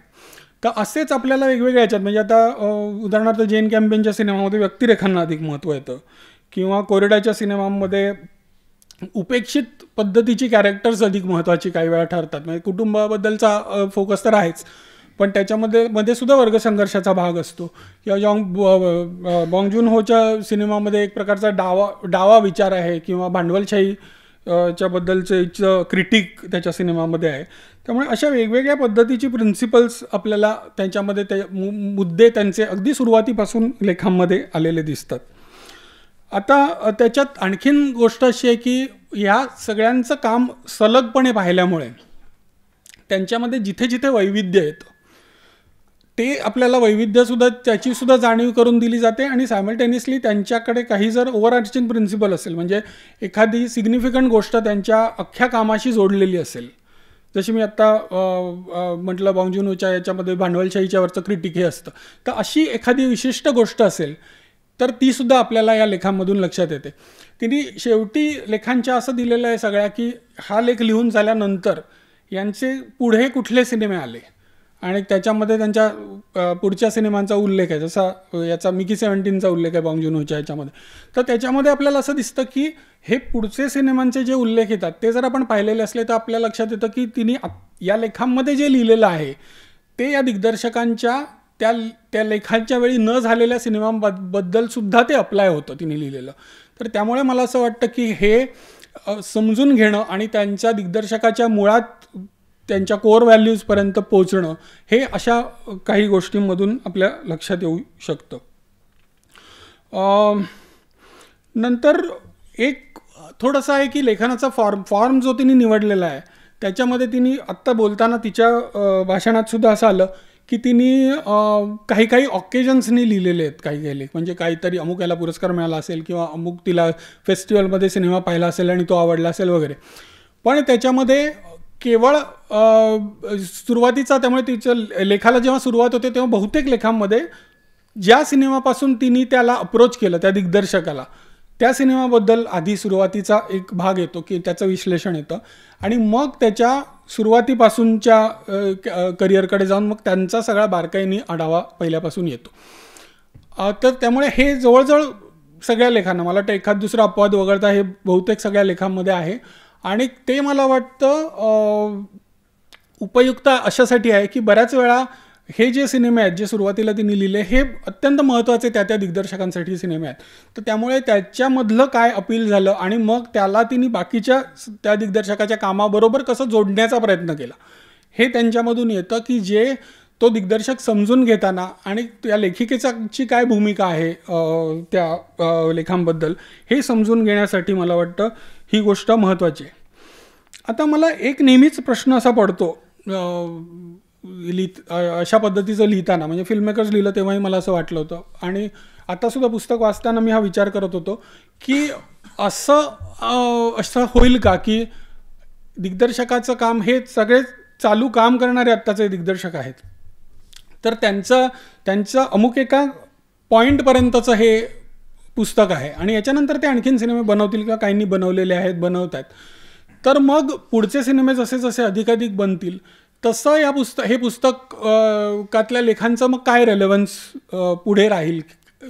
तर त्याचा विचार करताना मला असं वाटतं की एक म्हणजे जर ते लेख चांगले लिहिलेले असले, आता इथे चांगले लिहिलेलं म्हणजे मला ते केवळ वाचनीय असं म्हणायचं नाही, मला असं म्हणायचं की त्याच्यामध्ये काम समजून घेण्याच्या बद्दलच्या त्या दृष्टिकोनातून जर चांगलं अशा पद्धतीचं लिहिलेले ते लेख असतील तर परसेप्टिव्ह असतील तर मला वाटतं त्यांचा रेलेव्हन्स तसाही राहणार. दुसरं म्हणजे त्याच्यामधलं महत्त्वाची गोष्ट म्हणजे त्यांचा सिनेमा, ज्यांचं काम चालू असतं त्यांचा सिनेमा डायनॅमिक असतो, तो बदलणारा असतो. त्यांचे विचार त्याच्यामध्ये प्रत्येक केलेल्या कामागणिक त्यांचे विचार बदलत असतात आणि ह्या बदलणाऱ्या सिनेमाची नोंद त्या वेळी घेणं हे महत्त्वाचं असतं. आणि विशेषतः हे दिग्दर्शक महत्त्वाच्या टप्प्यावर असताना, आता ह्या सगळ्या दिग्दर्शकांच्याकडे आपण जर बघितलं तर त्याच्यामध्ये असं दिसतं की हे सगळे महत्त्वाच्या टप्प्यावर आत्ता असलेले दिग्दर्शक आहेत. त्यामुळे त्या दृष्टीने ह्या लेखांचं अधिक महत्त्व आहे. आता या लेखांमधून मी असं म्हणेन की वर्ल्ड सिनेमाचं मी तुम्हाला व्याख्या सांगितली, पण त्यांचं व्याख्येच्या पलीकडे जाऊन एक प्रकारचं प्रॅक्टिकल आकलन म्हणजे उदाहरणं घेऊन उदाहरणासहित त्यांच्याकडे वळणं या दिग्दर्शकांकडे, ह्याच्यामधून आपल्याला त्याचं वर्ल्ड सिनेमा म्हणजे काय याचं एक प्रॅक्टिकल अशा पद्धतीचं आकलन होऊ शकतं. आत्ता काय चाललेलं आहे सिनेमामध्ये ह्याची एक ही होऊ शकते. संदर्भ ग्रंथ म्हणून अर्थातच अशा पुस्तकांचा उपयोग होऊ शकतो. आणि शेवटचा उपयोग म्हणजे मला अत्यंत महत्त्वाचा वाटणारा म्हणजे याच्यातून आपल्याला नव्या गोष्टी सापडतात. आपण जरी जागतिक सिनेमा पाहत असलो, उदाहरणार्थ मी अनेक वर्ष खूप बघतो सिनेमा, तरीसुद्धा मला याच्यामधून एक नवी दिग्दर्शिका सापडली, ती म्हणजे मानिया अकबर, जिचा त्यांनी उल्लेख केला मगाशी. अमून फॉर माय फादर ही जिच्या डॉक्युमेंटरीच्या बद्दलचं ती बोलली मगाशी की जी तिने पाहिली पहिल्यांदा फेस्टिवलमध्ये आणि तिने खूप इम्प्रेस होऊन मग तिच्या बाकीच्या फिल्म्स तिने पाठवल्या तिला आणि त्यांनी बघितल्या. तर हा जो हे जे काम आहे की एकदम नवीन काहीतरी सापडणं, आपण अनेक वर्ष बघत असलो तरीसुद्धा नव्या दिग्दर्शक सापडणं आणि त्या दिग्दर्शकाचं काम पाहावं असं आपल्याला वाटणं, ही गोष्ट मला वाटतं सिनेमा समजून घेणाऱ्यांसाठी, सिनेमा पाहणाऱ्यांसाठी फार महत्त्वाची आहे.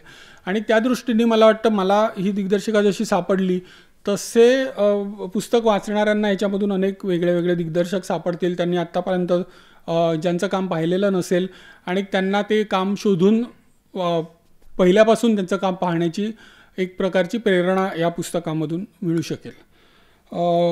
मी काही मनी अकबरीचं काम अजूनपर्यंत तरी पाहिलेलं नाही, पण मला वाटतं आता मी शक्य तेवढे फिल्म्स तिच्या मिळवून पाहण्याचा प्रयत्न करीन. तर मला असं वाटतं की अशीच प्रेरणा या पुस्तकामधून सगळ्यांना मिळू दे. आणि मी पुन्हा एकदा मीनाचं अभिनंदन करतो आणि माझं भाषण थांबवतो. थँक्यू.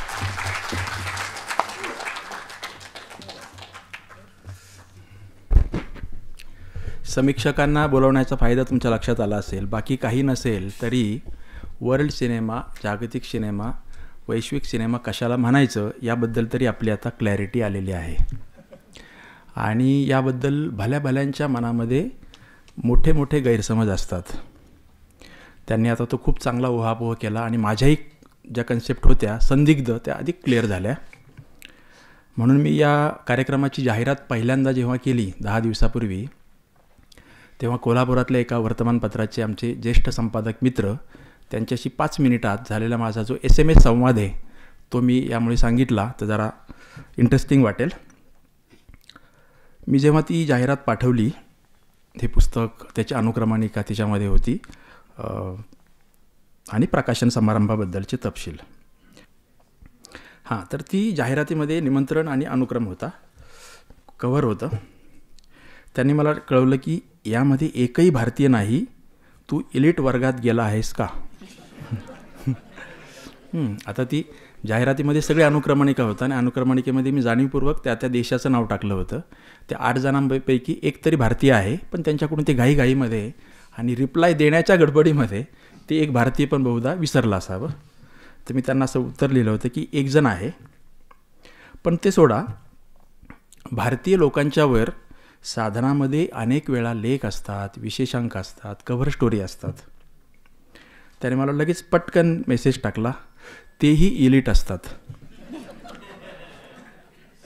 मी त्यांना लगेच मेसेज टाकला, वरील 8 पैकी इलिट कोण आहे याचा शोध घेतला तर निराशा बदरी पडेल. मग त्यांनी पुन्हा मेसेज टाकला, हे सिनेमे कोण पाहतात, कोणाला शक्य आहे. मी म्हटलं की माझाही असाच गैरसमज होता 5-6 वर्षापूर्वीपर्यंत. आणि असं म्हणून मी त्यांना आमच्या मागच्या महिन्यातल्या एका अंकाची कव्हर स्टोरी एका सिनेमावर आहे. तो सिनेमा आहे सांगळा नावाचा आणि ज्याला पुणे फिल्म फेस्टिवलमध्ये बेस्ट सिनेमाचं पारितोषिक मिळालेलं आहे. तर त्याची कव्हर स्टोरी केलेली आहे. तर तो मी अंक पाठवला आणि त्याच्या खाली एक वाक्य टाकलं, रावबा गजमल या तरुण दिग्दर्शकाची कव्हर स्टोरी असलेला हा अंक आहे. बीड जिल्ह्यातील एका लमाण तांड्यावर 10 दिवसात शूटिंग केलेलं आहे आणि एकूण 5 लाख रुपयामध्ये हा सिनेमा बनवलेला आहे. त्याला ते बळ आणि तो आत्मविश्वास कोणी दिला तर वरील दिग्दर्शकांनी. मग ते म्हणाले की मला ह्या अंकाची PDF पाठव. तर मी त्यांना पाठवलेली आहे. तर त्या अंकाच्या कव्हरवर काय आहे, आत्ता यांनी खूप छान सांगितलं की वर्ल्ड सिनेमा म्हणजे काही जागा वेगवेगळ्या देशातला असं नाही, तर खूप छोटी, अगदी छोटी घटना, गोष्ट असेल पण ती जागतिक स्तरावर अपील होईल. तर सांगळा सिनेमामध्ये काय आहे, तर दुष्काळी भागामध्ये जेव्हा पाणी पूर्ण संपलेलं असतं विहिरीचं आणि थोडं थोडं थेंब थेंब साचतं आणि 2-4 दिवसांनी एक छोटा डोह होईल, काहीतरी एक 5 मिनिटं मोटार चालेल असं जे काही वर काढायचं पाणी असतं त्याला सांगळा म्हणतात. आणि एक शेतकरी सकाळी येतो आणि दिवसभर खटपट खटपट करून ते मोटारीतून वर पाणी काढतो. एवढीच सिनेमाची स्टोरी आहे, त्याच्यात बाकी दुसरं काहीच नाही. आणि त्याला पीपमध्ये यांनी सर्वोत्कृष्ट सिनेमाचं पारितोषिक वगैरे दिलं आहे. 5 लाख रुपयाचा सिनेमा बनला ज्युरीनी पीपमध्ये. यांनी म्हणजे हे भरवतात. आणि त्या दिग्दर्शकाला, तो खेड्यातला आहे, तो सिनेमामध्ये त्याचा पहिलाच सिनेमा आहे तो. त्यापूर्वी त्याने काहीतरी शॉर्ट फिल्म केलेल्या आहेत. आणि तो म्हणाला की मी कोरियन सिनेमा पाहतो, मी जापनीज बघतो आणि त्या सिनेमांचा माझ्यावर प्रभाव आहे, मी काही मराठी सिनेमातून नाही तयार झालेलो. तर आणि गंमत अशी की त्याला एवढा मोठा पुरस्कार मिळाल्यानंतर त्याच्यात काही मराठीत काही बातम्या वगैरे काही आल्या नव्हत्या, लेख आलेले नव्हते.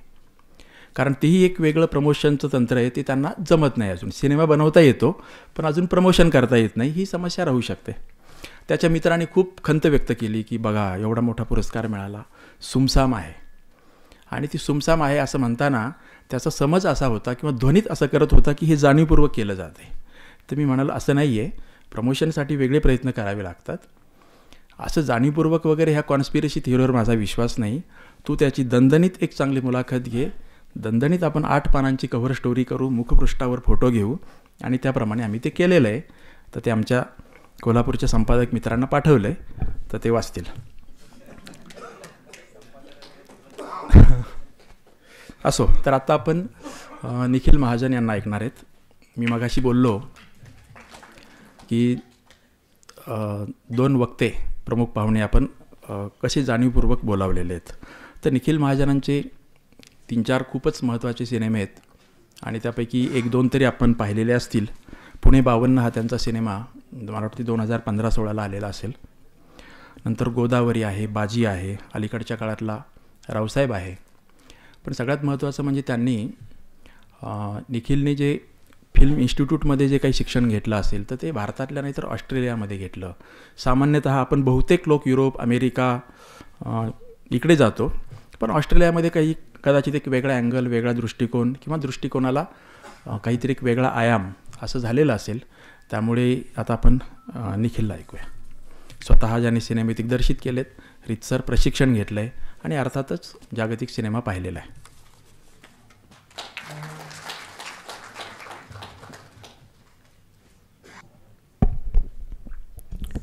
नमस्कार.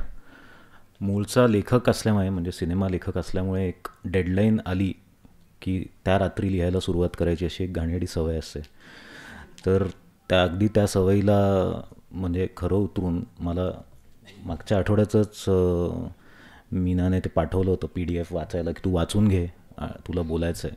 आणि मग काल रात्री मला मेसेज आल्यानंतर मला अर्थातच जाणवलं की आपण आता वाचायला हवं, की आता इथे येऊन बोलायचं आहे. कारण अशा पद्धतीची संधी मेन स्ट्रीम फिल्म मेकरला कमी येते. एकच म्हणजे मला आठवतं आहे की आपण उभे आहोत, आपला सिनेमा संपला आणि समोर अत्यंत गंभीर काही माणसं बसली आहेत.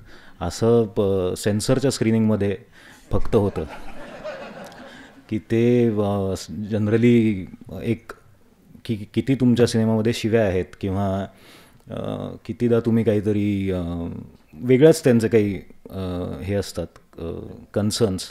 तर ते एक त्याची एक असे म्हणजे फार कमी संधी येते की असं लोकांसमोर उभं राहून बोलायची. तर अर्थातच मी ते वाचायला सुरुवात केली आणि मी ते काल रात्रीपासून आज गाडी तिथे पोहोचेपर्यंत मी ते वाचत होतो. आणि सगळेच फिल्म मेकर्स त्यातले ओळखीचे आहेत, बऱ्यापैकी त्यांचे सिनेमे बघितलेले आहेत. पण पुस्तक वाचताना अनेक नवीन गोष्टी मला त्यातनं कळल्या आणि पुस्तक खूपच सुंदर झालेलं आहे. त्यामुळे ते प्रकाशित झाल्याबद्दल मीनाजींचे अभिनंदन आणि प्रकाशित केल्याबद्दल साधनाचे अभिनंदन. मी मूळचा औरंगाबाद म्हणजे आता छत्रपती संभाजीनगर ह्या शहराचा. त्यामुळे माझं जे अपब्रिंगिंग आहे ते पूर्णपणे जे नॉन एलिट सिनेमा मगाशी ज्याच्याबद्दल बोलण्यात आलं त्याच्यावर झालेलं आहे. म्हणजे ते बेटा, राजा बाबू, मै खिलाडी तू अनाडी वगैरे हे सिनेमे बघत मी मोठा झालो. आणि अर्थातच म्हणजे एक मध्यमवर्गीय महाराष्ट्रीयन फॅमिलीमध्ये एक डॉक्टर आणि इंजिनियर हे 2च पर्याय असल्यामुळे आणि डॉक्टर होण्याइतका मी हुशार नसल्यामुळे मला इंजिनिअरिंगमध्ये ॲडमिशन मिळाली. इंजिनिअरिंगला मी गेल्यानंतर मी बारामतीला होतो आणि तिथे हॉस्टेलमध्ये नुकतंच इंटरनेट हे आलं होतं आणि काय त्याला म्हणतात रे आपण, ते कशावरनं करायचो डाउनलोड सिनेमे, टॉरेंट्सचा आम्हाला शोध लागला होता. आणि टॉरेंट्सचा शोध लागल्यावर अर्थातच माझ्यासाठी फिल्म मेकिंग आणि सिनेमा हे पूर्णपणे जग माझ्यासाठी ओपन झालं. आणि मी कधी नॉन एलिटपासून एलिटकडे गेलो याचं मला भान राहिलं नाही. पण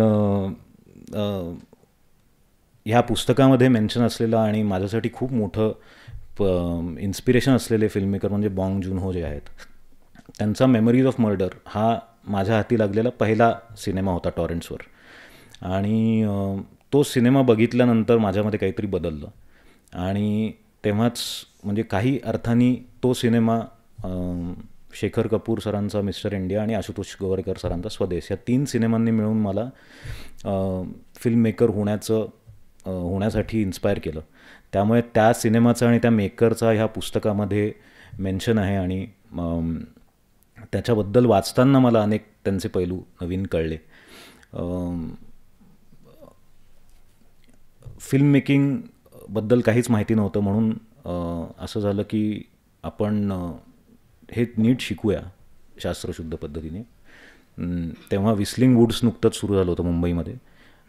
मला इंजिनिअरिंग करण्यात काही फार रस नव्हता त्यामुळे मी ते 3ऱ्या वर्षात सोडलं आणि माझी आई ही इंजिनिअरिंगची PhD आहे आणि आमच्या घरात बाकी सगळे PhDच आहेत. त्यामुळे एक एकूण खूपच दुःखद वातावरण घरात त्या दरम्यान झालं होतं. त्यामुळे माझी आई म्हटली की बाबा तू काहीतरी कर, तू डिग्री घे, म्हणजे आता तू फिल्म मेकिंग तर खरं तर फिल्म स्कूल ते जे म्हणाले ते फक्त त्यांना शांत करण्यासाठी म्हणून मी गेलो, मला काही फार रस नव्हता. तर व्हिस्लिंग वूड्स तेव्हा नुकतंच सुरू झालं होतं. FTIला मूळ ग्रॅज्युएट असण्याची एक अट असते त्यामुळे FTIचं ऑप्शन नव्हतं आणि व्हिस्लिंग वूड्सची फीज ही खूप जास्त होती. त्यामुळे व्हिस्लिंग वूड्सपेक्षा स्वस्त काय तर ऑस्ट्रेलियामध्ये मला शक्य होतं म्हणून मी ऑस्ट्रेलिया निवडला. बाकी काही तर मी ऑस्ट्रेलियाला गेलो आणि अर्थातच खूपच फिल्म मेकिंगचं शिक्षण हे सुरू केलं. तिथे झालं असं सगळ्यात चांगलं आणि सगळ्यात महत्त्वाचं हे झालं की काय म्हणजे फिल्म मेकिंगचं जे ग्रामर आहे ते काय म्हणजे टेलिव्हिजनमध्ये सुद्धा तेच आहे आणि म्हणजे कॅमेरा ॲक्सिस वगैरे ह्या गोष्टी कुठेही गेलो आपण एडिट साऊंड डिझाईन हे सगळं सेम असतं. भारतात असेल किंवा म्हणजे हे सगळे जे मास्टर्स आहेत या सगळ्या मास्टर्सचं जे टेक्निकल ग्रामर आहे ते सगळ्या सेम फंडामेंटल्सवर ते वर्क करतात. गणेशसारखे लोक जेव्हा समीक्षा करतात तेव्हा ते त्याच ग्राउंड्सवर सगळ्या सिनेमांची समीक्षा करतात. त्यामुळे ग्रामर हे युनिव्हर्सल असतं सिनेमाचं. त्यामुळे त्या ग्रामरच्या पलीकडे जाऊन जर मला काही मिळालं असेल तर मला वेगवेगळ्या माझ्या वर्गात जे असलेले वेगवेगळ्या काही कोणी कोरियन मुलं होती, काही अमेरिकन मुलं होती, काही एक जॅपनीज मुलगी होती. ह्या लोकांमुळे त्यांचं कल्चर आणि त्यांच्या कल्चरमधले पण मेनस्ट्रीम नसलेले दिग्दर्शक ह्यांना मला ॲक्सेस मिळाला. त्याच्यामध्ये त्या काळात पुन्हा बॉंग जून हो हे नाव आलं आणि दुसरं एक नाव आलं म्हणजे पार्क चॅन वूक जे साऊथ कोरियन दिग्दर्शक आहेत. आणि तोपर्यंत पॅरासाईट नव्हता आला, तोपर्यंत हे नाव इतकं मेनस्ट्रीम झालं नव्हतं, बॉंग जून होतं. पण तेव्हापासून त्यांचे सिनेमे यांची चित्रभाषा असेल, त्यांच्यात साऊंडचा उपयोग असेल, म्युझिकचा उपयोग असेल, टेक्निकली हे सिनेमे आजसुद्धा अत्यंत प्रेझेंट किंवा करंट वाटतात. म्हणजे उदाहरण द्यायचं तर आत्ता 3rd आय एशियन फिल्म फेस्टिवलमध्ये ओल्ड बॉयचं स्क्रीनिंग होतं पार्क चॅन वूकच्या आणि मी तो सिनेमा कधीच मोठ्या पडद्यावर पाहिला नव्हता. तो अर्थात डाउनलोड करून तिकीट किंवा पैसे खर्च न करता तो बघितला होता. त्यामुळे मला असं वाटलं की नाही हे बघायलाच हवा आणि तो मी बिग स्क्रीनवर पाहिला. ऑलमोस्ट मला वाटतं तो 2004 किंवा 2005चा सिनेमा आहे आणि 20 वर्षांनंतर मी तो बिग स्क्रीनवर बघितला. तर असं वाटलं की हा सिनेमा आत्ता ह्या वर्षी बनवलेला आहे. त्याची टेक्निक, त्याची भाषा ही इतकी अजूनही रिलेटेबल होती की मला असं झालं की दिग्दर्शकाचं काम हे फक्त सिनेमा एक गोष्ट सांगणं नसून एका प्रेक्षकाला एका प्रवासावर नेण्याचं आहे. आपल्याकडे असलेली जी काही टूल्स आहेत ज्याला आपण म्हणतो, कॅमेरा असेल, साऊंड असेल, एडिट असेल, साऊंड डिझाईन असेल, म्युझिक असेल, ही सगळी टूल्स वापरून फक्त एक गोष्ट नाही सांगायची, पण जी माणसं खिशातले पैसे टाकून अंधारात बसून आपला सिनेमा बघायला आले आहेत त्यांना एका प्रवासावर न्यायचं आहे, त्यांना त्या कॅरेक्टर्सबरोबर एका जर्नीवर न्यायचं आहे. आणि त्या जर्नीवर नेताना हा विचार झाला पाहिजे की हा सिनेमा हा जो आहे फॉरेवर आहे, हे पुढच्या म्हणजे 2 आठवडे चालून ते बंद नाही होणार आहे, ते अनेक वर्ष माणसं तो बघत राहणार आहेत. त्यामुळे एक त्याला लॉन्जिव्हिटी कशी देता येईल, टेक्निकमधनं असेल, विषयामधनं असेल, सामाजिक त्याच्यातल्या अवेअरनेसमुळे असेल, ह्या सगळ्या गोष्टींचं भान ठेवून एक दिग्दर्शक सिनेमा बनवतो. आणि म्हणूनच कदाचित सिनेमाला डिरेक्टर्स मीडियम असं आय थिंक म्हटलं जातं आणि इट्स राईटफुली सो, कारण पूर्णपणे टाईम आणि स्पेस या दोन्ही डायमेन्शन्सला कट करत हा क्राफ्ट केला जातो. आपण बरेचदा फ्लॅशबॅकमध्ये जातो, आपण बरेचदा एखाद्या कॅरेक्टरच्या जवळ जर आपल्याला जायचं असेल तर आपण क्लोजअपचं आपल्याकडे एक डिव्हाइस आहे. असे अनेक वेगवेगळे आणि ह्याच्यापेक्षा अनेक कॉम्प्लेक्स डिव्हायसेस वापरून एक दिग्दर्शक गोष्ट प्रेक्षकांपर्यंत पोहोचवतो. त्यामुळे त्याचं काम हे खूप महत्त्वाचं आहे आणि हे मला प्रामुख्याने फिल्म स्कूलमध्ये माझ्या टीचर्सकडून कमी पण बाकी सिनेमा बघून जास्त कळलं. आणि ते मला वाटतं माझ्या फिल्म मेकिंगचा मला झालेला सगळ्यात मोठा फायदा आहे की मला प्रचंड एक्सपोजर मिळालं वर्ल्ड सिनेमाचं. आणि त्यामध्ये बॉंग जून हो, पार्क चॅन वूक, डेव्हिड फिंचर, मार्टिन स्कॉर्सेझी असे अनेक मेनस्ट्रीममध्ये असलेले डिरेक्टर्स यांचं काम मला आपसुकपणे जास्त आवडायला लागलं. आणि मला त्याच्यामुळे मला स्वतःला कुठल्या पद्धतीचे सिनेमे करायचे आहेत, कितपत मेनस्ट्रीमकडे जायचं आहे, किती आर्ट हाऊसकडे राहायचं आहे, ह्या गोष्टींची क्लॅरिटी मला तेव्हाच आली. आणि तो माझ्यासाठी फिल्म स्कूलचा सगळ्यात मोठा टेकअवे माझ्यासाठी जर काही असेल तर मला माझी दिशा फिल्म स्कूलमुळे मिळाली.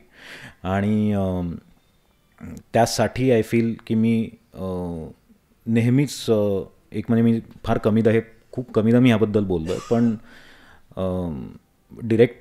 डिरेक्टर्सबद्दलचं पुस्तक आहे आणि डिरेक्टरला एक चिकाटी असणं फार गरजेचं आहे. आणि चिकाटीच्या व्यतिरिक्त एक्स्ट्रीम ॲम्बिशन असणं खूप गरजेचं आहे. आणि एक ऑलमोस्ट तुम्ही बिनडोक वाटू शकाल इतपत तुमच्यामध्ये डेअरिंग असली पाहिजे की आणि ते सुद्धा मी फिल्म स्कूलमध्ये शिकलो. कारण ओल्ड बॉय हा सिनेमा मी जो मगाशी बोललो, जो मी इथे थर्ड आयमध्ये बघितला, तो मी फिल्म स्कूलमध्ये पाहिला आणि त्याचं म्युझिक माझ्याबरोबर फॉर सम रिझन राहिलं. आणि मी माझी पहिली फिल्म जेव्हा लिहित होतो पुणे 52, मी ती फिल्म स्कूलमध्ये असतानाच लिहायला सुरुवात केली. ते लिहित असताना मी सतत ते ओल्ड बॉयचं म्युझिक ऐकायचो आणि मी काही कधी कोणाला असिस्ट केलेलं नाही. मी डायरेक्टली येऊन स्वतःचा पहिला सिनेमा इथे केला.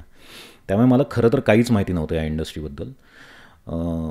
पण मी म्हटलं की आपल्या सिनेमाचं म्युझिक ह्याच व्यक्तीने केलं पाहिजे, असं एक भाबड्या कॉन्फिडन्सने मी माझ्या प्रवासाला सुरुवात केली फिल्म मेकिंगच्या.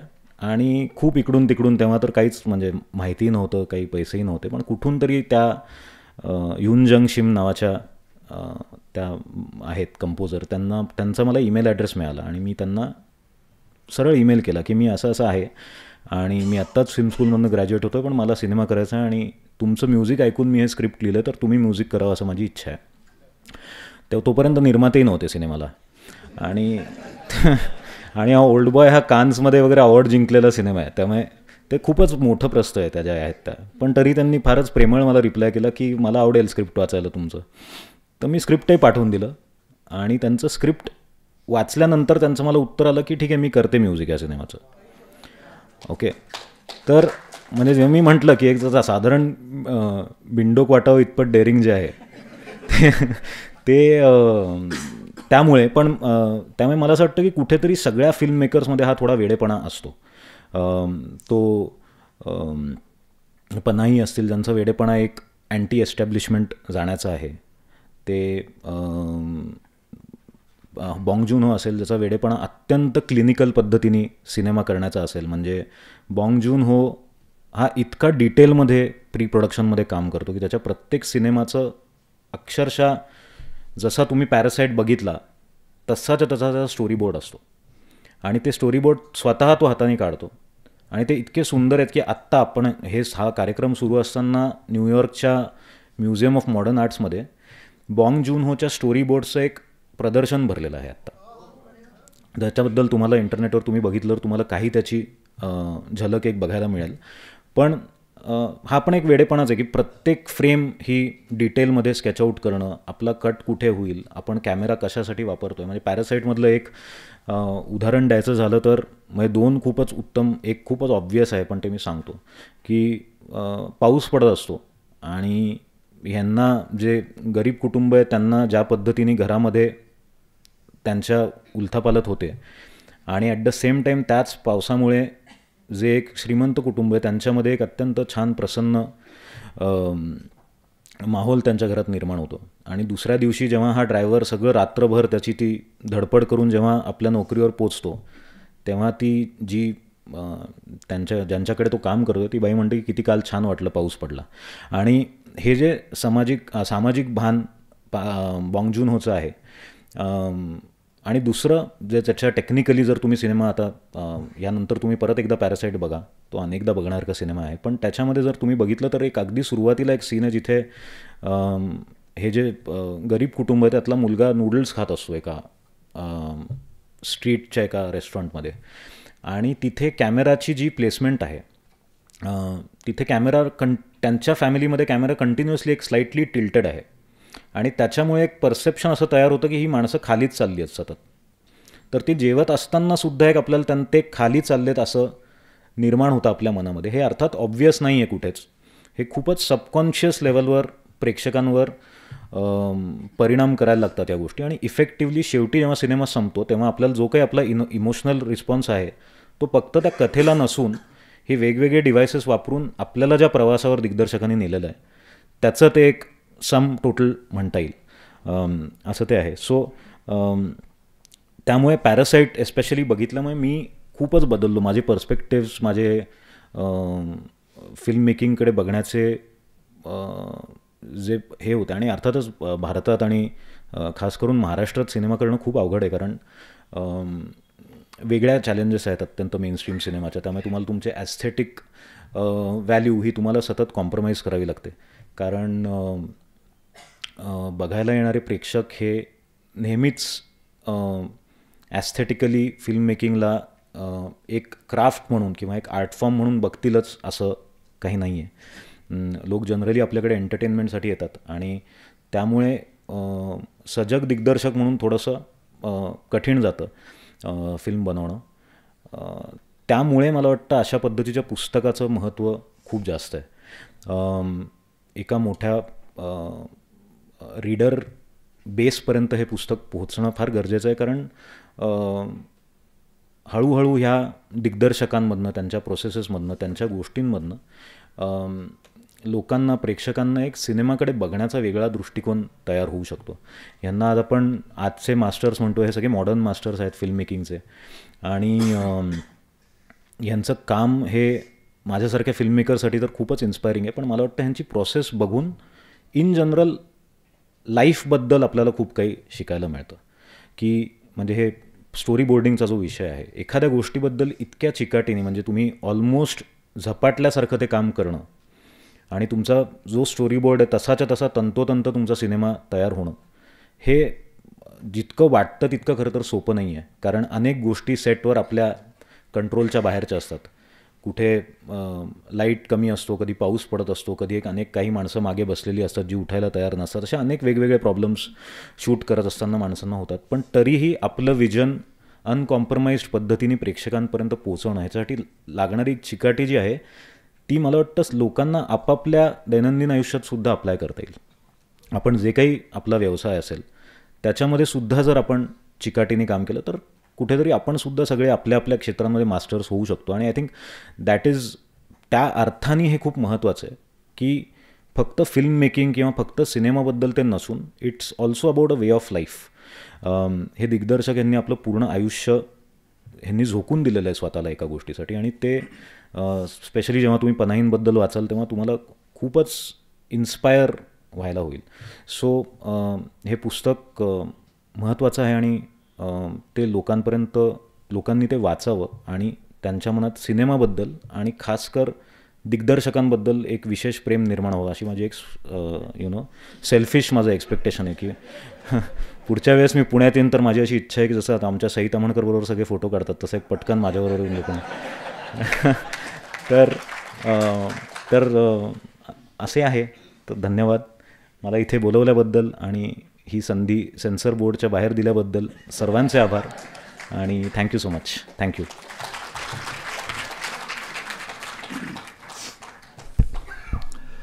निखिलची आणि माझी पहिली भेट तशी आजच झाली. आणि काल रात्री मी फोन करत होतो, संवाद करत होतो आणि मी असं सांगत होतो की उद्या 20 ते 25 मिनिटं तुम्ही बोलावं.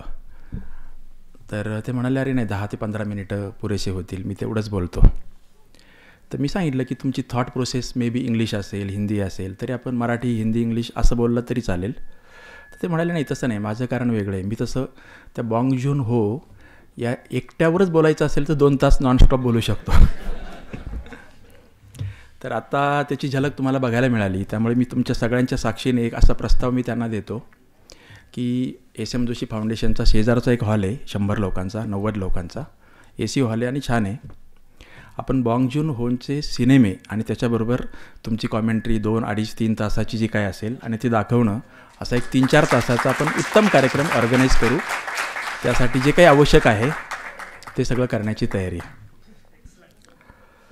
आता आपण डॉक्टर जब्बार पटेल यांना ऐकणार आहोत.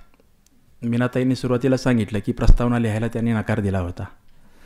त्यामुळे स्वाभाविकच कार्यक्रमाचे अध्यक्ष किंवा हस्ते प्रकाशन करायला त्यांनी नकारच दिला होता. मीनाताईंचा आग्रह होता आणि मी त्याला फक्त ठामपणे अनुमोदन देत होतो. जब्बार पटेलांच्या विषयी काय आता सगळ्यांनाच माहिती आहे. 1974ला सामना सिनेमा पहिल्यांदा आला. त्याआधी त्यांची नाटकं विशेषतः घाशीराम आणि अन्य ही सगळ्यांना माहीत होती. वयाच्या 25-26व्या वर्षी पहिला सिनेमा बनवलेला सामना, म्हणजे त्याला आता बरोबर 51 वर्ष पूर्ण झालेले आहेत. मग त्यांनी अनेक सिनेमे बनवले. जैत रे जैत असेल, सिंहासन असेल, उंबरठा असेल. हिंदीमध्ये बनवले, मराठीमध्ये अनेक माहितीपट तयार केले. मागची 24 वर्ष ते पीप पुणे फिल्म फेस्टिवल भरवत आहेत. आणि ज्या व्यक्तीला मराठी सिनेमा, भारतीय म्हणताना मला केवळ हिंदी असं अपेक्षित नाही, वेगवेगळ्या भाषेतला आणि जागतिक सिनेमा असं एवढा परिप्रेक्ष्य तब्बल 50 वर्ष ज्याच्या नजरेसमोर आहे, अशी व्यक्ती या पुस्तकाच्या प्रस्तावनेसाठी पण, प्रकाशनासाठी आणि आणखी एखाद्या कार्यक्रमाला येत असेल तर आपल्याला हवीच आहे. आपण त्याला नाही कसं म्हणणार.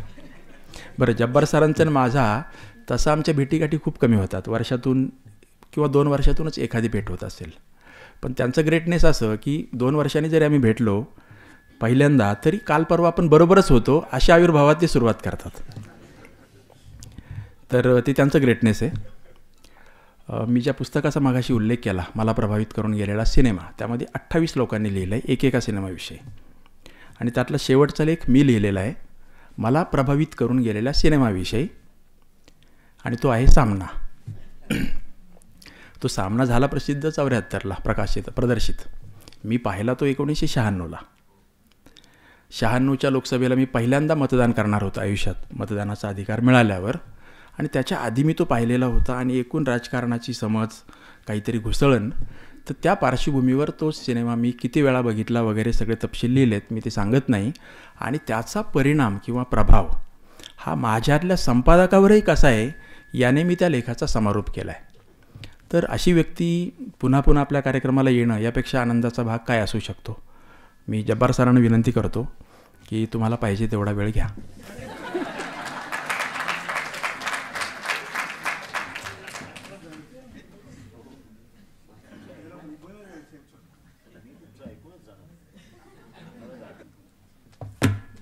थँक्यू विनोद. नमस्कार. पहिल्यांदा मी साधना प्रकाशन आणि मीना कर्णिक यांचं अभिनंदन करतो. आणि आता ते प्रकाशन झालं आहे त्यामुळे ते पुस्तक आता प्रकाशित झालं अशी एक पद्धत आहे, ती करून टाकू म्हणजे मोकळे होऊ आपण. तर हे पुस्तक प्रसिद्ध झालं आहे, छान आहे, उत्तम. मी आता पहिल्यांदा पुस्तक पाहिलं कारण माझ्याकडे त्याआधी त्यांनी रफ पाठवलं होतं.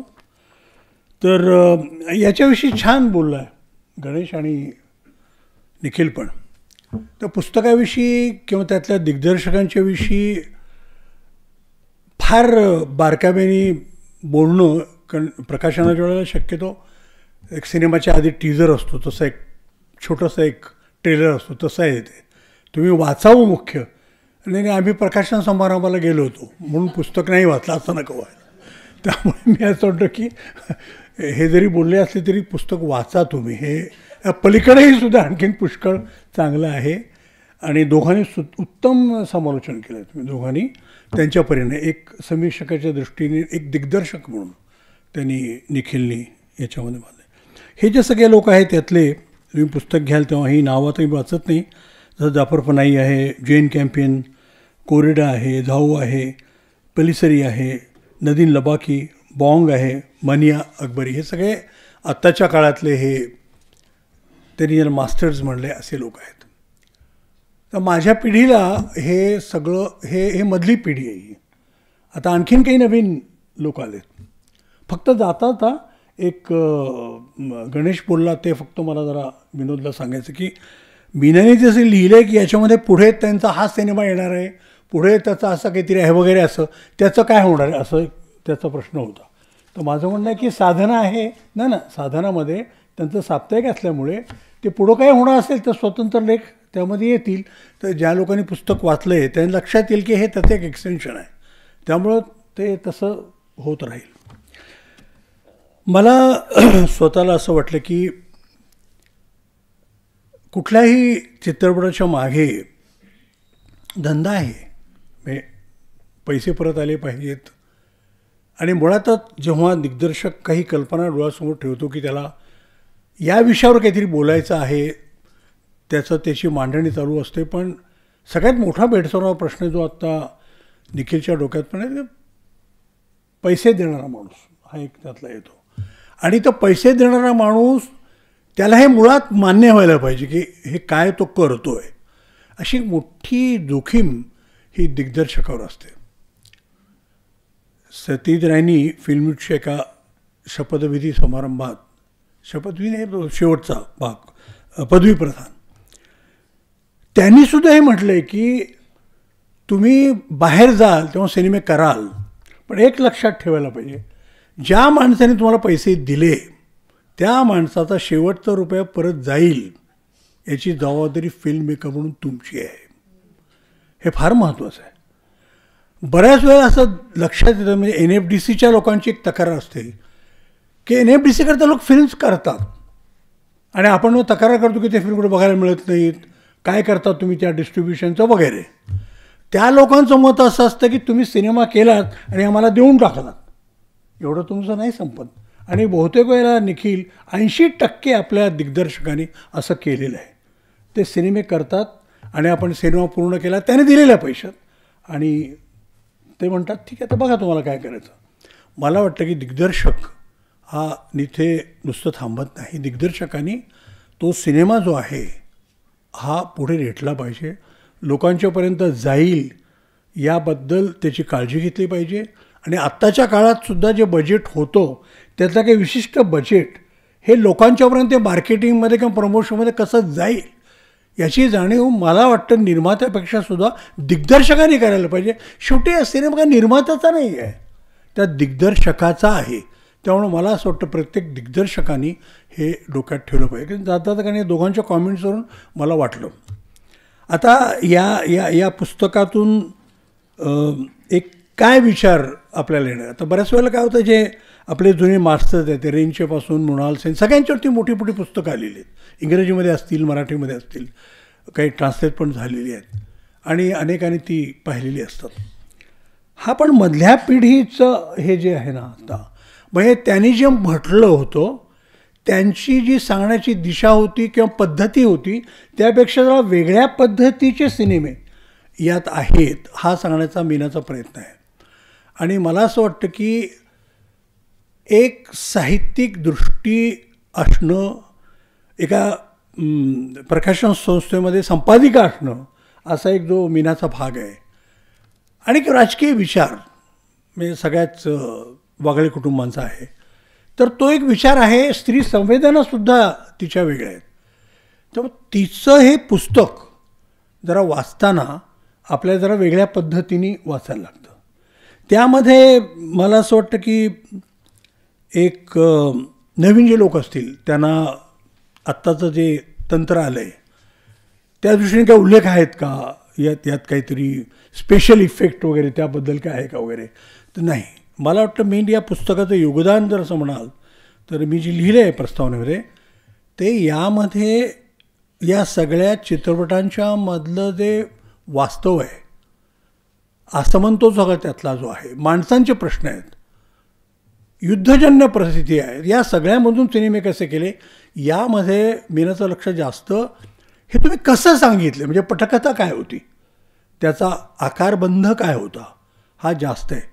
आणि मला वाटतं की आजचे जे नवीन दिग्दर्शक आहेत त्यांना हे एका अर्थाने फार चांगलं पुस्तक मिळालेलं आहे की शेवटी एक बीज आपल्या डोक्यात येतं की मला स्त्रियांच्या बाबतीत म्हणा किंवा आणखीन स्त्री पुरुष संबंधाबद्दल, शिक्षणाबद्दल, सामाजिक काही प्रश्नांच्याबद्दल मला काहीतरी बोलायचं आहे असं म्हणून चालत नाही.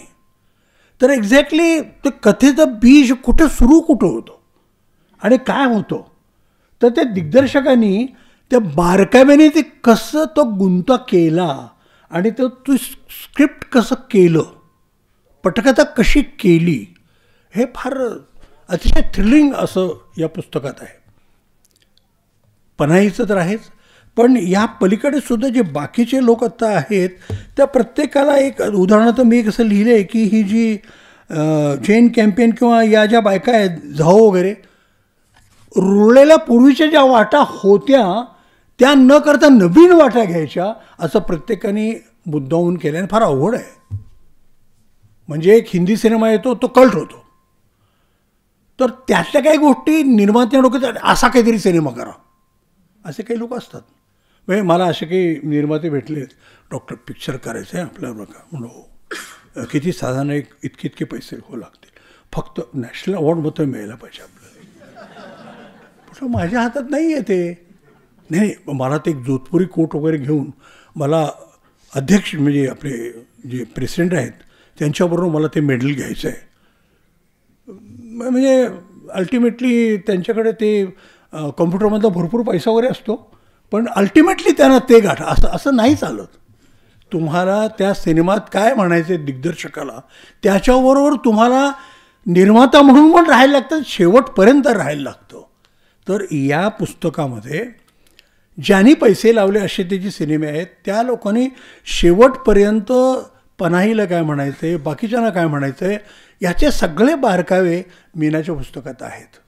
आणि मला वाटतं या दृष्टीने आजचा जो कोणी दिग्दर्शक आहे त्याला एक सर्वांगीण विचार आहे त्यातला की टीम असते. निर्माता हा टीममधलाच आहे, तो संकलक आहे, कोणी सिनेमॅटोग्राफर आहे, ही सगळ्यांची म्हणून टीम आहे ती. आणि ही टीम त्या शेवटीपर्यंत पडद्यापर्यंत जाईपर्यंत या लोकांनी फॉलो करायला पाहिजे. या पुस्तकातलं सगळ्यात मोठी महत्त्वाची गोष्ट असेल तर जिथं कथेचं बीज सुरू होतं, पटकथा तयार होते आणि जी कलावंतांची निवड होते यातल्या काही काही गोष्टी फारच थ्रिलिंग आहेत. म्हणजे अगदी लेबनॉनमध्ये खूप स्थलांतर झाले, बेवारशी पोरं आहेत, काही अनाथ मुलं आहेत आणि आपल्याला पाहिजे आहेत ती मुलं इच्छातलीच कुठली घ्यायची आहेत आणि त्यांना ट्रेन करायचं आहे. सोपी गोष्ट नाही आहे. आणि हे घेऊन आणि बाजूला केव्हा बॉम्ब फुटेल माहीत नाही, केव्हा काय माहीत नाही, अशा परिस्थितीमध्ये एका स्त्रीने दिग्दर्शकांनी धाडत दाखवून हा मुलगा चांगला वाटतो मला, ही मुलगी चांगली वाटते, हे जे काही त्या पुस्तकातलं यात आलं आहे त्यातून एक असं लक्षात येतं की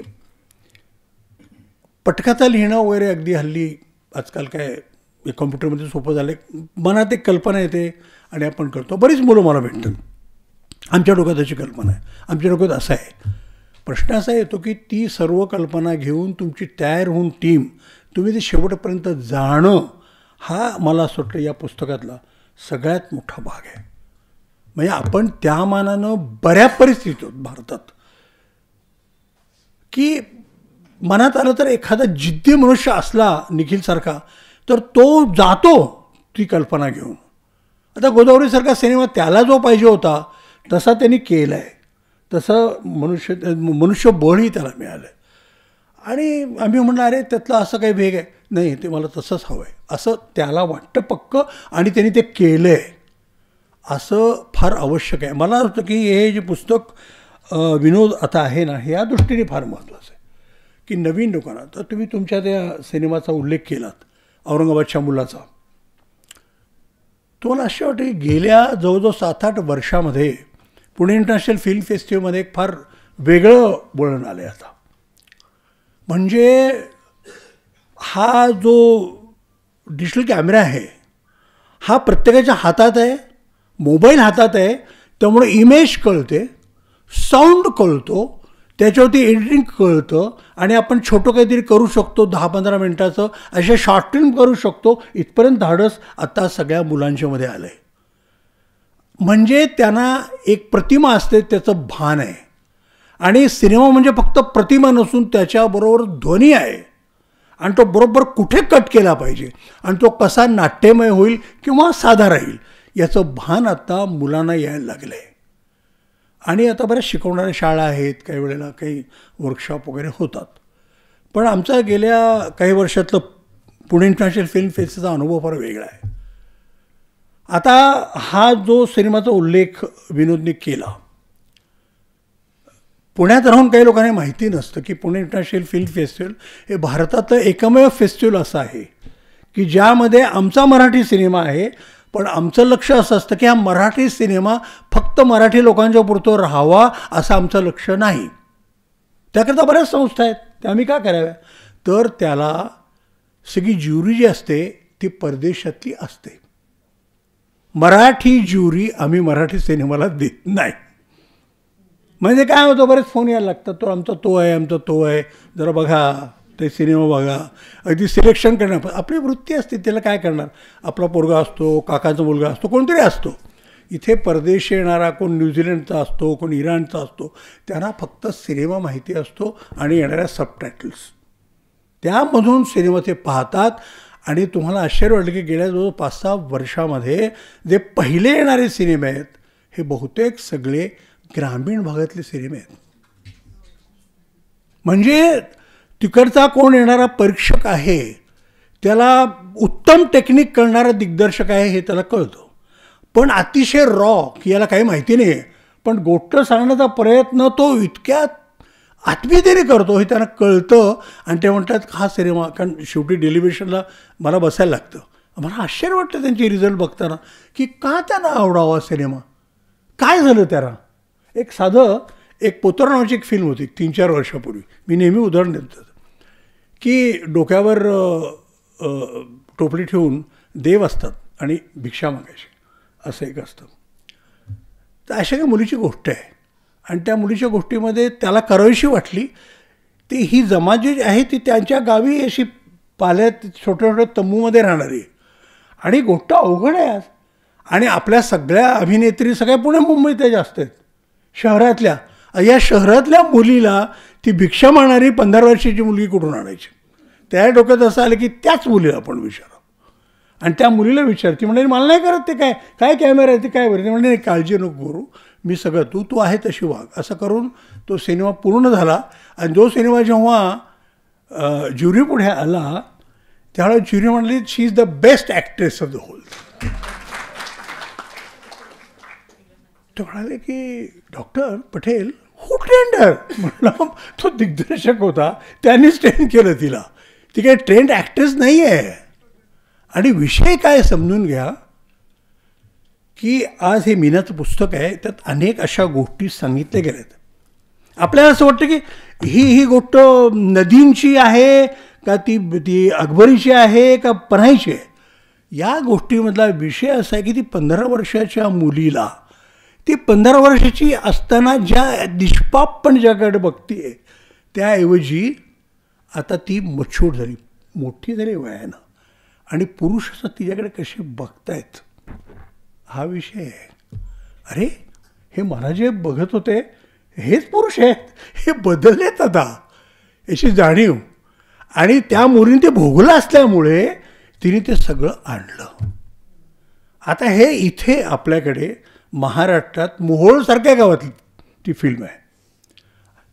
जसं निखिल म्हणाल तसं जी गोष्ट सुचते त्यामध्ये येणारे कोण आहेत काय आहेत हे सगळं याच्यावरती अवलंबून राहतं. आणि पुणे इंटरनॅशनल फिल्म फेस्टचा प्रयत्न असा राहिला की हा टॅलेंट आहे ना हा दुसरीकडे जावा. आणि ही मुलं कोण आहेत माहिती का तुम्हाला, गेली जवळजवळ 15 वर्ष इथे जागतिक सिनेमा बघणारे लोक आहेत. जसं ऑस्ट्रेलियामध्ये शिकलेला हा निखिल आहे, अतिशय उत्तम त्याला जाण आहे सिनेमाची, तसं ही पण मुलं त्यांना कळत ते बुजरी असतात. यापैकी एक कान फेस्टिवलला आमच्यावर आली, त्यांना कळतच नव्हतं की आमचा हा सिनेमा चांगला झाला आहे, मग कोणासमोर जायचं. तेव्हा शक्य अरे या डिस्ट्रीब्युटरकडे जा, त्याने इंग्लिश कुठे येत होतं, कोणाशी बोलायचं काय बोलायचं. तर ही आजची अवस्था प्रादेशिक सिनेमांची आहे. जसं एक फिल्ममेकर मल्याळम पेलसरी हा यातला आहे जलीकुट्टी करणारा. तर आता हा सगळा भाग आपल्याकडे सिनेमा 70-80तला सिनेमा, त्यानंतर आलेला डिजिटल सिनेमा हा इतका बदलत गेला आहे. आणि खरं सांगायचं तर निखिलने ते सांगितलं की याच्यामध्ये कितके कल्चरल शॉक आहेत बरं का विनोद, आपल्याला कळत नाहीत की ज्यांनी हा सगळा एक प्रकार बघितला आहे. आज आमच्या डोक्यात असं येतं की आपण या टेक्निकली फिल्म करावी म्हणेपर्यंत उद्या आणखीन काहीतरी नवीन आलेलं असतं. फिल्म मेकर पुढे आता तेवढं साधं राहिलं नाही आहे. आणि शेवटी प्रेक्षक त्यांच्या पुढे जायचं आहे. तर आता एक्झॅक्टली कुठला फॉर्मॅट निवडायचा, काय करायचं, याच्या शैली असतात. त्यामुळं मला असं वाटतं की हे पुस्तक सगळ्यात चांगला जर उपदेश करत असेल नवीन लोकांना की सगळ्यात महत्त्वाची गोष्ट जी बांधायची आहे, निखिल बोलत असेल स्टोरी बोर्डसारखं, तर तुमची गोष्ट पक्की पाहिजे, ती पटकथा पक्की पाहिजे. आणि झाल्यानंतर ती हळूहळू येणारी जी त्यातली पात्रं आहेत हे आता सगळं बदल. आता सिंहासनमध्ये सगळेच लोक होते, ते सगळे तयार लोक होते. तर पटापट हा तो चांगला करील, तो चांगला करील, हे चांगला करील, असं ते होत गेलं होतं. त्यामुळे तेंडुलकरांसारखा लेखक पण इन्व्हॉल्व होता आणि हे ते करता येत होतं. आता सिनेमा तसा पूर्ण बदलत गेला आहे. आजचा राजकीय सिनेमा मला पुष्कळ सिंहासनचं रिमेक करूया का, त्यांच्या साध्या लक्षात येते एका पक्षात होणारी गोष्ट होती. आता इतके पक्ष आहेत की ढूंढणं अवघड आहे. आता त्यांच्यातलं एकमेकात काय झालं आहे हे शोधायचं म्हणजे किती कॅमेरे लागतील आणि काय काय करायला लागेल, किती पात्रांच्यावर काय काय ठेवायचं, हे सगळं अवघड आहे. तर या सगळ्या प्रकारामध्ये आजच्या दिग्दर्शकाला इतका मोठा आव्हान आहे की गेल्या 20-25 वर्षामध्ये समाज पूर्ण बदलत गेला आहे. तर समाज पूर्ण बदलत गेला आहे, शिक्षण बदलत गेलं आहे, स्वतःच्या प्रायोरिटीज मुलांच्या बदलत गेल्या आहेत. याच्यामध्ये सिनेमा बदलत घेतला आहे हे सुद्धा प्रेक्षकांनी लक्षात घेतलं पाहिजे. अरे हो, आपण बदललेला सिनेमा बघतोय हे लक्षात यायला पाहिजे. आपण गेलो की पूर्वी शोलेसारखा असा मोठा पडदा असलेला सिनेमा बघायला पाहिजे. तर आता त्याच्या पलीकडे आयमॅक्स नावाचा एक सिनेमा आहे, त्याचाही आत्ता कॅमेरा आहे. इतकं सगळं झालं आहे. याच्यामध्ये मराठी सिनेमा, प्रादेशिक सिनेमा हा कसा टिकणार आहे, त्याचं काय गणित असणार आहे. आणि हे सगळं करत असताना मध्ये एकदम सडनली गेल्या 4 वर्षामध्ये OTT नावाचा एक भयंकर प्रकार आला.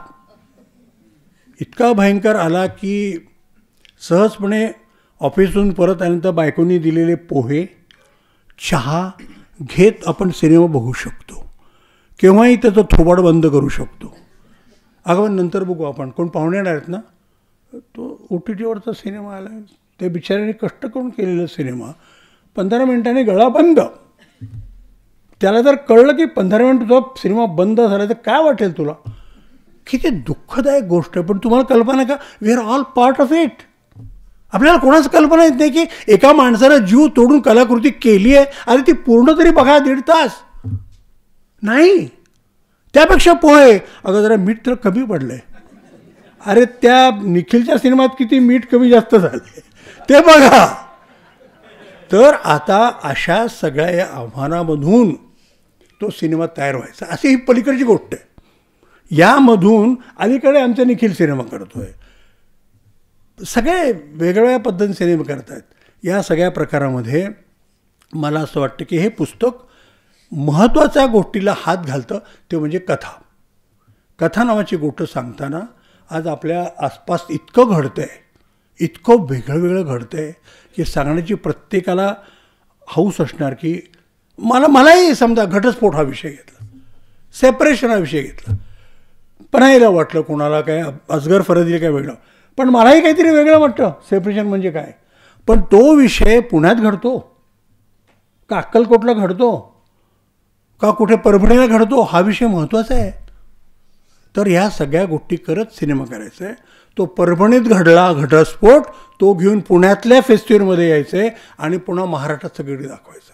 तर सगळ्या अशा या आव्हानात्मक गोष्टी असताना आता या पुस्तकाचं महत्त्व हे आहे की आत्ता जे नवीन होऊ घातलेले जे दिग्दर्शक आहेत ना, त्यांना त्यांची दृष्टी आहे ना सिनेमा करायच्या आधीच स्वच्छ करायला लागेल की मला हे म्हणायचं आहे. असं आहे की आता मी जेव्हा लहान होतो, निखिल म्हणाला त्याच्या तुझ्या शाळेचं वगैरे सांगितलं, माझ्या मामाने मला पहिल्यांदा सिनेमा बघायला नेलं सोलापूरला.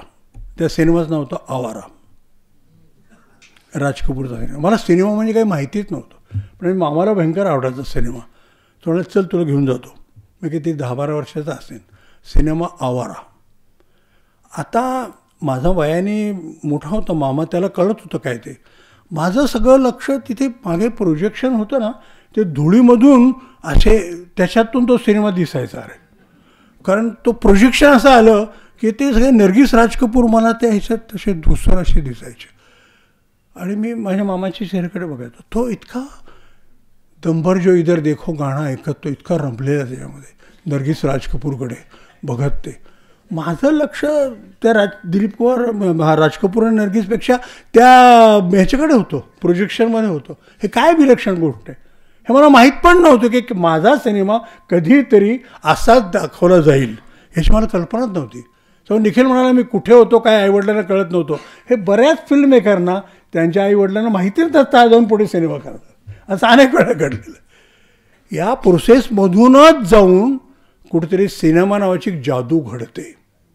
आणि ती जादू आहे बरं का, सिनेमा नावाची जादू आहे.